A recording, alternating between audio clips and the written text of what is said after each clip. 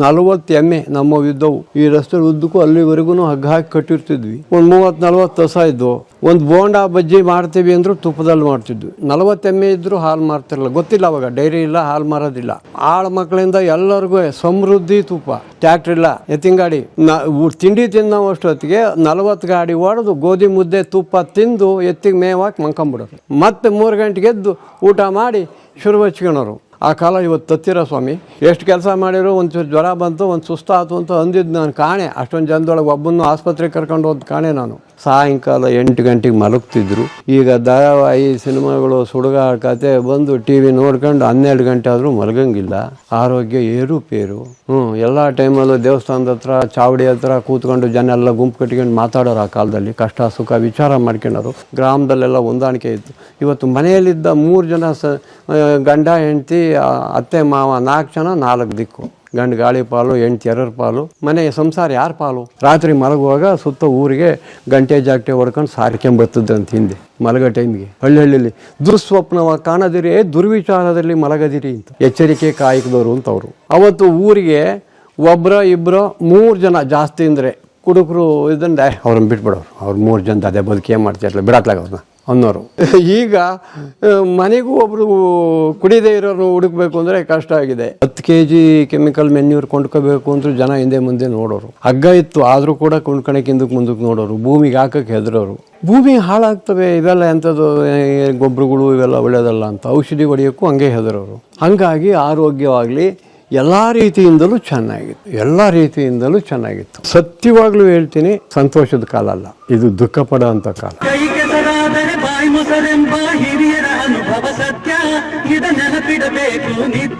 ನಿಮ್ಮ ಕಾಲದ ಬದುಕು ಹೆಂಗಿತ್ತು ಸ್ವಲ್ಪ ಹೇಳಿ ಸರ್? ನಮ್ಮ ಕಾಲದ ಬದುಕು ತುಂಬ ಚೆನ್ನಾಗಿತ್ತು ಸರ್. ಈಗ ಎಲ್ಲ ಸ್ವಪ್ನ ಅದು. ಅಷ್ಟು ತುಂಬ ಚೆನ್ನಾಗಿತ್ತು. ಅಷ್ಟು ಇವತ್ತಿನಂಗೆ ಆಧುನಿಕತೆ ಇಲ್ಲದೆ ಇದ್ರೂ ತುಂಬ ಚೆನ್ನಾಗಿತ್ತು ಆ ಬದುಕು. ಮತ್ತೆ ನೋಡೋಕ್ಕಾಗಲ್ಲ. ಅದು ಇವತ್ತಿಂದ ಇದೇನಿದೆಲ್ಲ ಇದೆಲ್ಲ ಏನೂ ಇಲ್ಲ. ಇವತ್ತು ಇದೆಲ್ಲ ಇರೋದ್ರಿಂದ ಮನಸ್ಸಿನ ಮೇಲೆ ಎಷ್ಟು ಒತ್ತಡ, ಏನು ಅಸಾಧ್ಯ ಒತ್ತಡ ಮನುಷ್ಯನಿಗೆ. ಅವತ್ತು ಅವೆಲ್ಲ ಇರಲಿಲ್ಲ, ತುಂಬ ಚೆನ್ನಾಗಿದ್ದು. ಕೋಳಗುಂದ ಗೇಟು ಇಲ್ಲಿಗೆ 6 ಕಿಲೋಮೀಟ್ರ್ ಹೋಗುತ್ತೆ. 6 ಕಿಲೋಮೀಟ್ರಿಂದ ನಡ್ಕೊಂಡು ಬರ್ತಿದ್ದು, ನಡ್ಕೊಂಡು ಹೋಗ್ತಿದ್ವು ಬಸ್ಸಿಗೆ. ದಿನ ಅಲ್ಲಿ ಹೋಗೋದು, ಯಾವುದಕ್ಕೆ ಏನಕ್ಕೆ ಹೋಗೋದಾದ್ರೂ ಅಲ್ಲಿಗೆ ಹೋಗ್ಬೇಕು, ನಡ್ಕೊಂಡು ಹೋಗ್ಬೇಕು. ಅಲ್ಲಿಂದ ಲಗ್ಗೇಜ್ ಹೊತ್ಕೊಂಡು ಬರಬೇಕು. 30-40 kg 50 kgವರೆಗೂ ಲಗ್ಗೇಜ್ ತಲೆ ಮೇಲೆ ಹೊತ್ಕೊಂಡು ಬರ್ತಿದ್ವಿ. ಅಷ್ಟು ಚೆನ್ನಾಗಿತ್ತು. ಅರಸೀಕೆರೆ 16 ಕಿಲೋಮೀಟ್ರು ನಡ್ಕೊಂಡು ಹೋಗಿ ನಡ್ಕೊಂಡು ಬರ್ತಿದ್ವು. ಒಂದು ದಿವಸಕ್ಕೆ ಒಂದೊಂದು ದಿವಸ 2 ಸಾರಿ ಹೋಗಿ ಬಂದಿರೋದು ಉಂಟು. 16 ಕಿಲೋಮೀಟ್ರ್ 32 64 ಕಿಲೋಮೀಟ್ರ್ ನಡೆದಿರೋದು ಉಂಟು. ಒಂದೊಂದು ಸಮಯ ಎಮರ್ಜೆನ್ಸಿ ಇದ್ದಾಗ. ಅಂದರೆ ರಸ್ತೆಗಳಿಲ್ಲ ಆಗ? ರಸ್ತೆ ಇರಲಿಲ್ಲ. ರಸ್ತೆಗೆ ಅರಸೀಕೆರೆಗೆ ರಸ್ತೆ ಇದು ಕಚ್ಚಾ ರಸ್ತೆ. ಭಾಳ ಗುಡ್ಡಕ್ಕೋ ಬೆಟ್ಟಕ್ಕೋ ಹೋದಂಗೆ ಆಗೋದು ಅಂಥ ರಸ್ತೆಗಳು. ಇವತ್ತಿನ ನನಗೆ ಡಾಂಬರೀಕರಣ ಇರಲಿಲ್ಲ. ಡಾಂಬರ್ ರಸ್ತೆ ನೋಡ್ಬೇಕು ಅಂದ್ರೆ ಕೋಳಗುಂದ ಗೇಟ್ಗೆ ಹೋಗ್ಬೇಕಾಯ್ತು ನಾವು. ಅಲ್ಲಿ ಬಸ್ ಬರೋದಾ? ಅಲ್ಲಿ ಬಸ್ ಬರೋದು. ಅರಸೀಕೆರೆಗೆ ಹೋಗೋದಾದ್ರು ಅಲ್ಲಿಂದ ಹಂಗೆ ಹೋಗ್ಬೇಕು. ಮತ್ತು ಜಾವಗಲ್ಗೆ ಹೋಗೋದಾದ್ರು ಕೋಳಗುಂದ ಗೇಟ್ಗೆ ಹೋಗ್ಬೇಕು. ಎಲ್ಲ ಕಡೆಗೂ ಅಷ್ಟೇ. ನೀವು ಈ ಸ್ಕೂಟ್ರು ಅದೆಲ್ಲ ಇಟ್ಕೊಂಡಿರಲಿಲ್ಲ?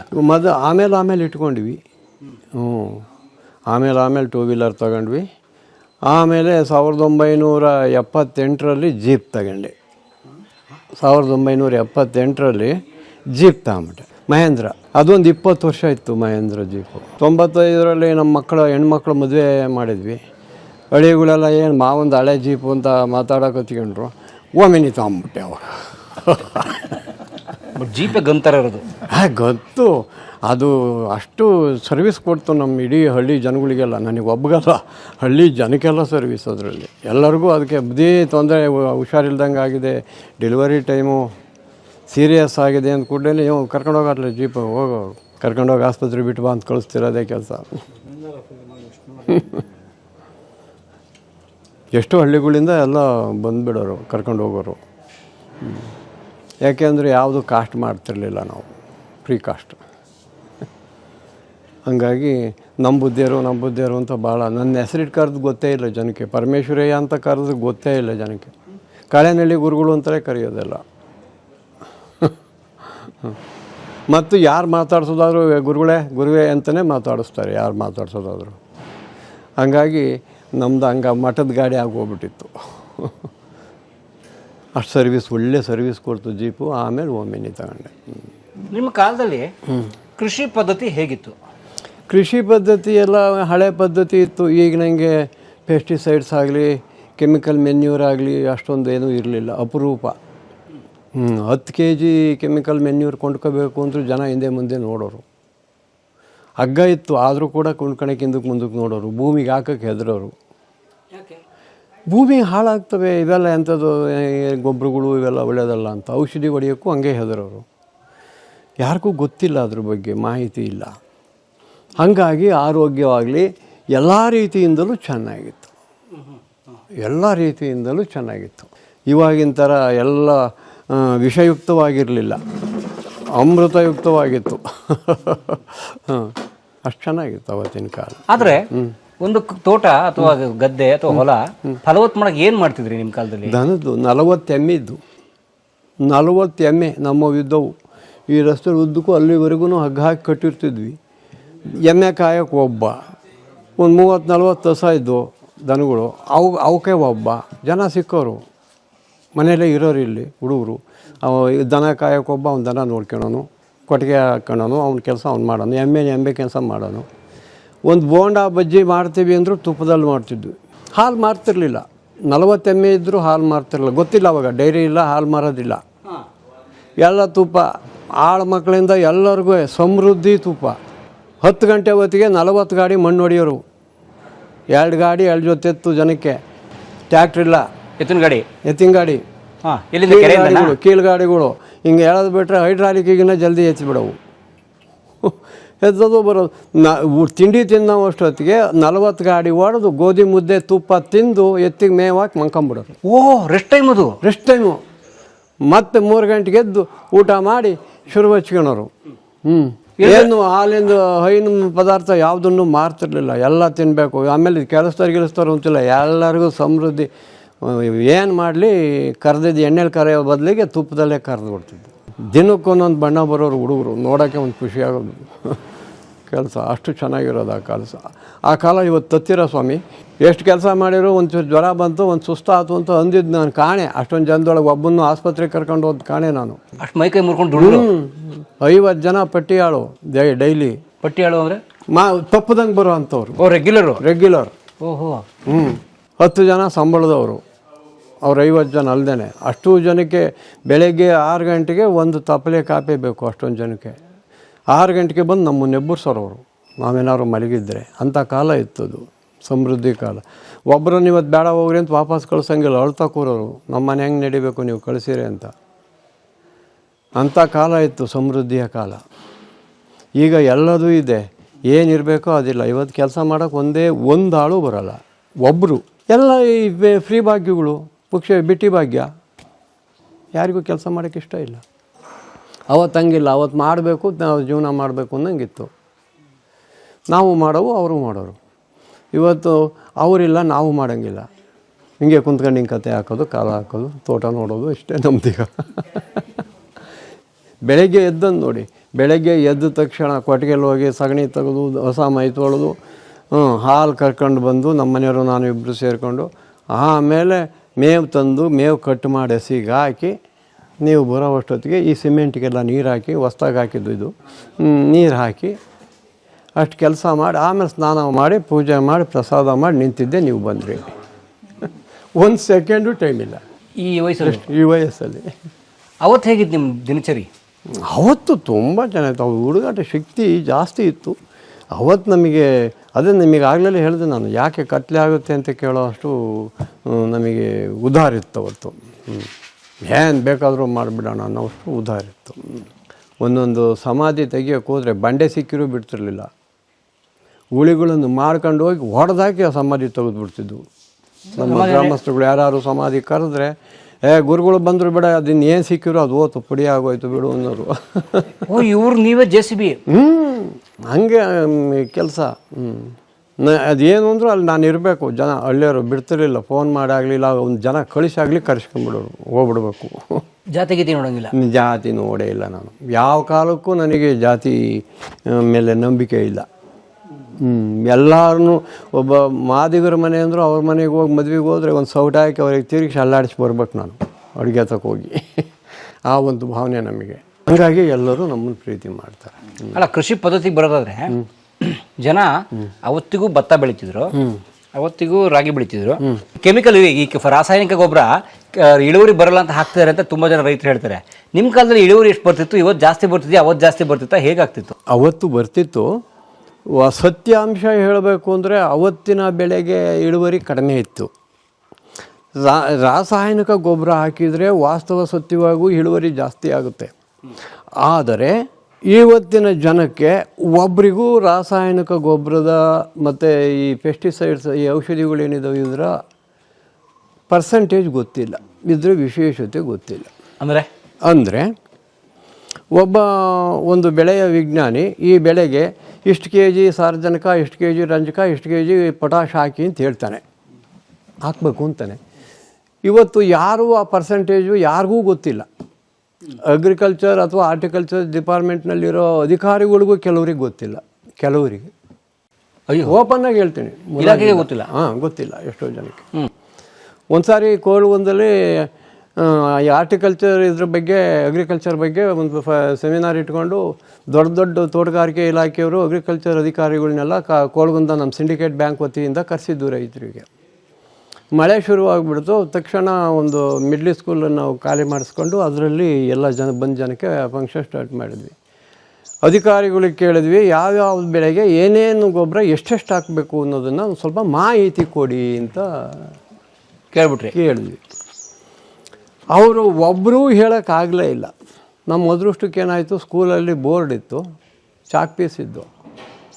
ಆವಾಗ ಬುದ್ಧಿ ನೀವೇ ಹೇಳ್ರಿ ಅಂತ ನಮ್ಮ ಜನ ಎಲ್ಲ ಭಾಳ ಒತ್ತಾಯ ಮಾಡಿದರು. ಆವಾಗ ನಾವು ಅವ್ರಿಗೆ ಹೇಳಿದ್ವಿ, ಈಗ ಒಂದು ಉದಾಹರಣೆ ತಗೊಂಡ್ರೆ 15 ಒಂದು ಗೊಬ್ಬರ ಸುಫಲ ಅಂತ ಇಟ್ಕೊಂಡ್ರೆ ಇದರಲ್ಲಿ 15 kg ಸಾರಜನಕ, 15 kg ಪೊಟ್ಯಾಶು, 15 kg ರಂಜಕ ಇದೆ. ಈಗ ನೀವು ಇಂಥ ಬೆಳೆಗೆ ಇಷ್ಟಿಷ್ಟು ಕೊಡಿ ಅಂತೀರಲ್ಲ, ಇದು ಹೆಂಗೆ ಡಿವೈಡ್ ಮಾಡಿಕೊಡ್ತೀರಾ ಕೊಡಿ. ಅದ್ರ ಮೇಲೆ 15 ಬರೆದಿದ್ದಾರೆ. ಇವತ್ತು ಯಾಕೆ 15 ಬರೆದಿದ್ದಾರೆ ಅಂತಂದರೆ ತಗೋಣ ರೈತರಿಗಾಗಲಿ ಮಾರನಿಗಾಗಲಿ ಅವ್ರಿಗಾಗಲಿ ಗೊತ್ತಿಲ್ಲ. 19 ಸಂಪೂರ್ಣ ಅಂತ ವಿಜಯ ಸಂಪೂರ್ಣ ಬರೀತಾರೆ. ಅದು 19 ಗೊತ್ತಿಲ್ಲ. ಹಿಂಗಾಗಿ 16, 20, 15 ಅಂತ ಬರೆದ್ಬಿಟ್ಟಿರ್ತಾರೆ. 16, 20 ಏನು, ಅಲ್ಲಿ ಮತ್ತೊಂದು ಡ್ಯಾಶ್ ಹಾಕಿ ಅಲ್ಲೊಂದು 0 ಹಾಕಿ ಮುಂದಕ್ಕೆ ಮತ್ತೊಂದು 15 ಅಂತ ಬರೆದಿರ್ತಾರೆ. ಅದು ಏನು? ಯಾರು ಇದನ್ನೆಲ್ಲ ರೈತರಿಗೆ ಗೊತ್ತಿಲ್ಲದೆ ಅನಾಡಿ ದುಡ್ಡು ಕೊಟ್ಟು 1000 ಗಟ್ಟಲೆ ಒಂದು ಚೀಲ ತಗೊಂಬಂದು ಅದಕ್ಕೆ ಬೇಕಿಲ್ಲದಷ್ಟು ಸುರಿದ್ರೆ ಇಳುವರಿ ಯಾಕೆ ಬರೋಕ್ಕೆ ಸಾಧ್ಯ? ಕಾಳು ಜಳ್ಳಾಗೋಗುತ್ತೆ, ಗಿಡ ಸೊರಗ ರೋಗಕ್ಕೆ ತುತ್ತಾಗುತ್ತೆ, ಏನೆಲ್ಲ ಆಗುತ್ತೆ. ಯಾವುದಕ್ಕೆ ಎಷ್ಟು ಬೇಕೋ ಅಷ್ಟನ್ನು ಕೊಡಬೇಕಾಗುತ್ತೆ. ಮನುಷ್ಯ ಸಾಕಷ್ಟು ತಿಂತೀನಿ ಅಂತೇಳಿ ತಿನ್ನಬಾರ್ದಷ್ಟು ಕೊಬ್ಬೆಲ್ಲ ತಿಂದರೆ ಆ ಫ್ಯಾಟ್ಗಳು ಬೇರೆ ಬೇರೆ ರೂಪದಲ್ಲಿ ರೂಪಾಂತರವಾಗಿ ಬಜ್ಜು ಬೆಳೆಯುತ್ತೆ. ಶಕ್ತಿ ಎಲ್ಲಿಂದ ಬರುತ್ತೆ ಅವನಿಗೆ? ನೂಕಿರಿ ಬಿದ್ದು ಹೋಗ್ತಾನೆ. ನೋಡಿದರೆ 4 ಜನದಷ್ಟು ಬಲಾಢ್ಯ ಇದ್ದಾನೆ, ಆದರೆ ಅವನ ಕೈಲಿ ಏನೂ ಇರೋದಿಲ್ಲ. ಹಾಗೆ ಬೆಳೆಗಳು ಕೂಡ, ಗಿಡ ಮರಗಳು ಕೂಡ. ಅದರಿಂದ ಆರ್ಥಿಕ ಹೊಡೆತ ಆಗುತ್ತೆ, ರೈತನಿಗೆ ಲಾಭ ಕಮ್ಮಿ ಆಗುತ್ತೆ, ಇಳುವರಿ ಬರೋದಿಲ್ಲ. ಇವತ್ತೂ ಕೂಡ ಆ ಪ್ರಮಾಣದಲ್ಲಿ ವೈಜ್ಞಾನಿಕ ಲೆಕ್ಕದಲ್ಲಿ ಬೆಳೆದು ಅವನು ರೈತ ಬೆಳೆದ್ರೆ ಅವನಿಗೆ ಲಾಭ ಆಗುತ್ತೆ, ಅಧಿಕ ಇಳುವರಿನೂ ಬರುತ್ತೆ. ಔಷಧಿಗಳಲ್ಲಿ EC ಅಂತ ಬರೆದಿರ್ತಾರೆ. ಅದು ಕೀಟನಾಶಕ EC, 15 EC, ಯಾವುದೇ ಪೆಸ್ಟಿಸೈಡ್ ತಗೊಳ್ಳಿ. ಅದು ರೋಗನಾಶಕ ಇರ್ಬೋದು ಅಥವಾ ಕೀಟನಾಶಕ ಇರ್ಬೋದು. ಇವು ಗೊತ್ತಿರೋದಿಲ್ಲ. ರೋಗನಾಶಕ ಅಂದರೆ ಏನು, ಕೀಟನಾಶಕ ಅಂದರೆ ಏನು ಅನ್ನೋದು ಸಹ ಗೊತ್ತಿರೋದಿಲ್ಲ ಔಷಧಿಗಳಲ್ಲಿ. ಹೌದು, ಹುಳುಗಳಿಗೆ ಹೊಡೆಯತಕ್ಕಂಥದ್ದು ಕೀಟನಾಶಕ, ಗಿಡಕ್ಕೆ ಬರ್ತಕ್ಕಂಥ ರೋಗಕ್ಕೆ ಉಪಯೋಗಿಸ್ತಕ್ಕಂಥ ಕೆಲವು ಔಷಧಿಗಳು ಅವು ರೋಗನಾಶಕ. ಇದು ಈ ಜನಕ್ಕೇನಾಗಿದೆ, ಈ ಎಜುಕೇಟೆಡ್ ಯಾರೂ ಮಾಡ್ತಾ ಇಲ್ಲ. ಈ ಜನಕ್ಕೆ ಎಜುಕೇಟೆಡ್ ಮಾಡ್ತಾ ಇಲ್ಲ ಯಾರೂ.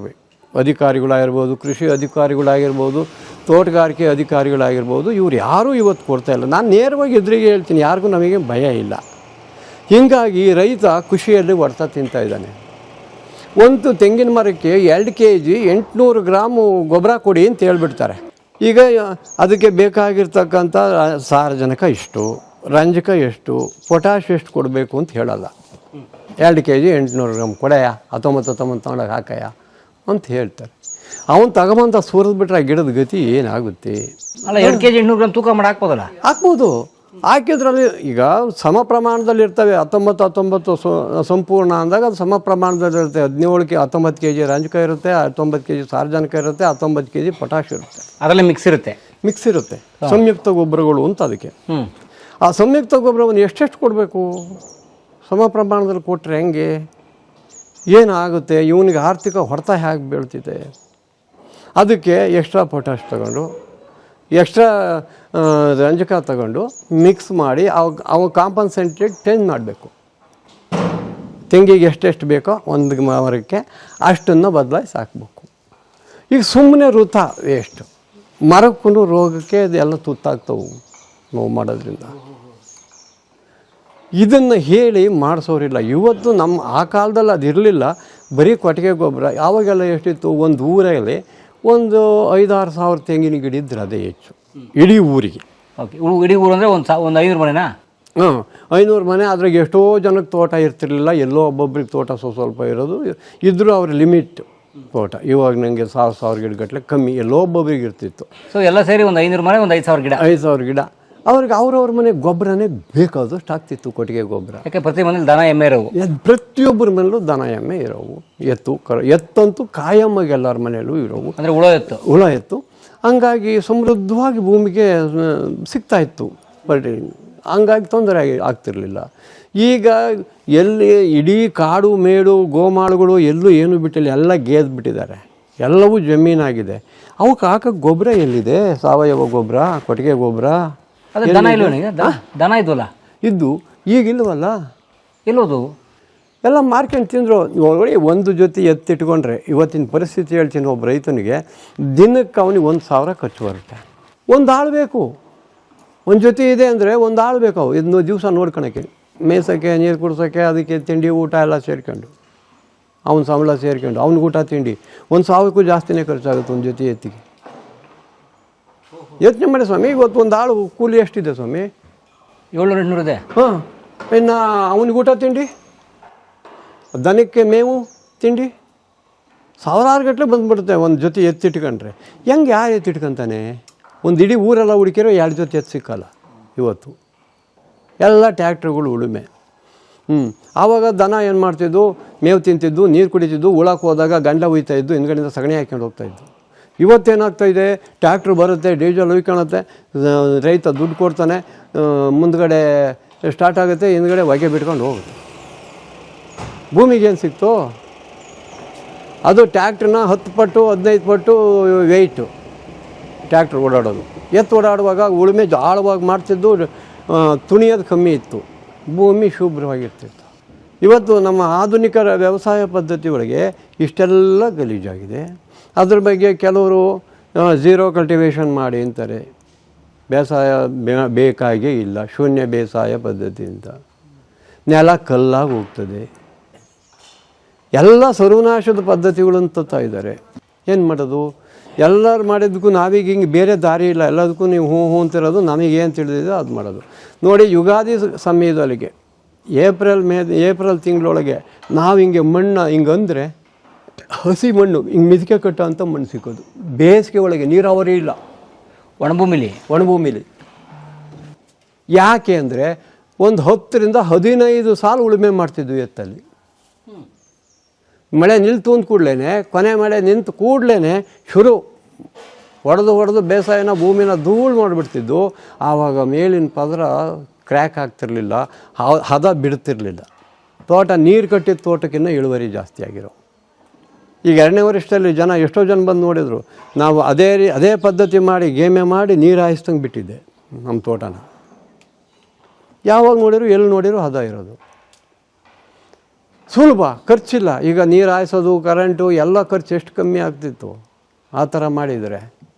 ಇವತ್ತು ಸುಮ್ಮನೆ ಈಗ ನೋಡಿ, ನೀರು ಹೋಗ್ತಾಯಿದೆ, ನೀರು ಬಿಡ್ತಾಯಿದ್ದೀವಿ, ಎಲ್ಲ ವೇಸ್ಟು. ಆವತ್ತಿನ ಪದ್ಧತಿ ತುಂಬ ಚೆನ್ನಾಗಿತ್ತು. ಆವತ್ತಿನ ಕೃಷಿ ಕ್ಷೇತ್ರ ಭಾಳ ಕಡಿಮೆ ಇತ್ತು ನಮ್ಮ ದೇಶದಲ್ಲಿ. ವ್ಯಾಪ್ತಿ ಇತ್ತಲ್ಲ, ಕೃಷಿಯ ವ್ಯಾಪ್ತಿ. ಎಲ್ಲ ಗೋಮಾಳುಗಳು, ಗುಡ್ಡುಗಳು, ಡಿ ಭೂಮಿಗಳು ಎಲ್ಲ ಜಾಸ್ತಿ ಇದ್ದವು. ಇವತ್ತು ಡಿ ಭೂಮಿನೇ ಬಿಟ್ಟಿಲ್ಲ, ಫಾರೆಸ್ಟ್ ಲ್ಯಾಂಡ್ನು ಕೂಡ ಎಲ್ಲ ಕಿತ್ತು ಹೊಡೆದೆಲ್ಲ ಮಾಡಿಬಿಟ್ಟಿದ್ದಾರೆ. ಇವ್ರು ಪಡೆದಿದ್ದೇನು? ಅವತ್ತಿಗಿಂತ ಹೆಚ್ಚಿಗೆ ಏನೂ ಇಲ್ಲ. ಇಷ್ಟೆಲ್ಲ ಮಾಡಿ ಅವತ್ತಿನ ಡಬಲ್ ಭೂಮಿ ಆದರೂ ಇವತ್ತು ಇನ್ಕಮ್ ಅಷ್ಟೇ ಇದೆ. ಹಾಗಾಗಿ ಅವತ್ತಿನ ಕಾಲ ಭಾಳ ಚೆಂದಾಗಿತ್ತು. ಮನೆ ಮಂದಿಯೆಲ್ಲ ಸುಖವಾಗಿದ್ದರು. ಸಾಯಂಕಾಲ 8 ಗಂಟೆಗೆ ಮಲಗ್ತಿದ್ರು, ರಾತ್ರಿ 7:30 ಅಷ್ಟೊತ್ತಿಗೆ ಮುಗಿಸ್ತಿದ್ರು. ಈಗ ಧಾರಾವಾಹಿ ಸಿನಿಮಾಗಳು ಸುಡುಗಾಡ ಕತೆ ಬಂದು ಟಿ ವಿ ನೋಡ್ಕೊಂಡು 12 ಗಂಟೆ ಆದರೂ ಮಲಗಂಗಿಲ್ಲ. ಆರೋಗ್ಯ ಏರುಪೇರು.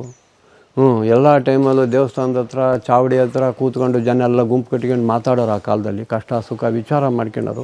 ಗ್ರಾಮದಲ್ಲೆಲ್ಲ ಹೊಂದಾಣಿಕೆ ಇತ್ತು. ಇವತ್ತು ಮನೆಯಲ್ಲಿದ್ದ 3 ಜನ ಗಂಡ ಹೆಂಡತಿ ಅತ್ತೆ ಮಾವ 4 ಜನ 4 ದಿಕ್ಕು. ಮನೆಗೆ ಒಂದು 5-6 ರೂಮು. ಆ ರೂಮಾಗೊಬ್ಬರು, ಈ ರೂಮಾಗೊಬ್ಬರು, ಈ ರೂಮಾಗೊಬ್ಬರು, ಆ ರೂಮಾಗೊಬ್ಬರು. ಅಲ್ಲಲ್ಲಿಗೆ ಒಂದೊಂದು ಟಿ ವಿ, ಅಲ್ಲಲ್ಲಿಗೆ ಒಂದು ವ್ಯವಸ್ಥೆ, ಅಲ್ಲಲ್ಲೇ ಮೊಬೈಲು. ಗಂಡು ಗಾಳಿ ಪಾಲು, ಹೆಂಡ್ತಿ ಎರರ ಪಾಲು, ಮನೆಯ ಸಂಸಾರ ಯಾರ ಪಾಲು. ಹಂಗೆ ಇವತ್ತಿಂದು. ಅವತ್ತು ಹಂಗಲ್ಲ. ಎಲ್ಲರೂ ಒಂದೇ ಹತ್ರ ಕೂರಬೇಕು. ಒಂದು ಟೈಮ್ ಊಟದಲ್ಲಿ ಎಲ್ಲರಿಗೂ ಯಜಮಾನರಿಂದ ಹಿಡಿದು ಮೊಮ್ಮಕ್ಕಳು ಮರುಮಕ್ಕಳವರೆಗೂ ಕೂತ್ಕೊಂಡು ಉಂಡು ಎಷ್ಟು ಚೆಂದಾಗಿರ್ತಿತ್ತು ಅಂದರೆ ಆ ಆನಂದ ಇನ್ನು ಏಸು ಕೋಟಿ ಕೊಟ್ಟರು ಇವತ್ತು ಸಿಗೋದಿಲ್ಲ. ಇರ್ಬೋದು, ಇಲ್ಲವೇ ಇಲ್ಲ ಅಂತ ಶೂನ್ಯ ಅಂತ ಹೇಳೋಕ್ಕಲ್ಲ. ಯಾವುದೋ ಎಲ್ಲ ಒಂದೊಂದು ಮನೇಲಿ ಇರಬಹುದು ಅದು. ಆದರೆ ಇವತ್ತು ಆಧುನಿಕತೆಯಿಂದಾಗಿ ಸರ್ವನಾಶ ಆಗೋದೆ. ವ್ಯವಸಾಯ ಆಗಲಿ, ತೋಟಗಾರಿಕೆ ಆಗಲಿ, ಜೀವನ ಆಗಲಿ ಎಲ್ಲದೂ ಹಾಳಾಗಿದೆ, ಮೆಕ್ಯಾನಿಕಲ್ ಆಗಿದೆ ಅಷ್ಟಂತೂ ಹೇಳ್ಬೋದು. ಆದರೆ ಅವಾಗ ನಿಮ್ಮ ಕಾಲದಲ್ಲಿ ಈ ಸಹಜವಾಗಿ ಕೃಷಿ ಮಾಡ್ತಿದ್ದ ಕಾಲದಲ್ಲಿ ಈ ತಂತ್ರಜ್ಞಾನ ಇತ್ಯಾದಿ ಇಲ್ಲದೇ ಇರೋ ಕಾಲ ಅವಾಗ ಯಾರ ಹತ್ರ ಹಣ ಇರ್ತಿರ್ಲಿಲ್ಲ. ಒದ್ದಾಟ ಬಡತನದಲ್ಲಿರೋರು ಈಗ ಎಲ್ಲರ ಹತ್ರ ಈ ರಾಸಾಯನಿಕ ಕೃಷಿಗೆ ಬಂದವರೆ, ವ್ಯವಸ್ಥೆಗಳಿದ್ದಾವೆ, ತಂತ್ರಜ್ಞಾನ ಚೆನ್ನಾಗಿದೆ, ದುಡ್ಡು ಆಡ್ತಿದೆ, ಸುಖವಾಗಿದ್ದಾರೆ ಅಂತಾರೆ ಎಲ್ರಿಗ. ಖಂಡಿತ ಸುಖ ಅಲ್ಲ, ಒಬ್ಬರು ಸುಖವಾಗಿಲ್ಲ ಅಂತಾರಷ್ಟೇ ಸುಖದ ಥರ ಅಂತ. ಯಾಕೆಂದರೆ ಎಲ್ಲರ ಹತ್ರ ದುಡ್ಡು ಬಂದಿದೆ, ಯಾರೂ ನೆಟ್ಟಿಗಿರೋಕ್ಕಲ್ಲ 6 ಗಂಟೆ ಆದಮೇಲೆ. ಅವರಾಗಿರೋದೇ ಇಲ್ಲ. ಎಲ್ಲ ತ್ರಿವಿಕ್ರಮನ ಕೈಗೆ ಸಿಕ್ಕೊಂಡು ಒದ್ದಾಡ್ತಿರ್ತಾರೆ. ಏನು ಎಣ್ಣೆ ಹೊಡ್ಕೊಂಡು. ಅವತ್ತು ಊರಿಗೆ ಒಬ್ಬರ 2 3 ಜನ ಜಾಸ್ತಿ ಅಂದರೆ ಕುಡುಕರು ಇದನ್ನು ಅವ್ರನ್ನ ಬಿಟ್ಬಿಡೋರು. ಅವ್ರು 3 ಜನ ಅದೇ ಬದುಕಿ ಏನು ಮಾಡ್ತಿರಲ್ಲ ಬಿಡತ್ಲಾಗ ಅವ್ರನ್ನ ಅನ್ನೋರು. ಇಡೀ ಊರು 3 ಜನ ಅದು ಜಾಸ್ತಿ.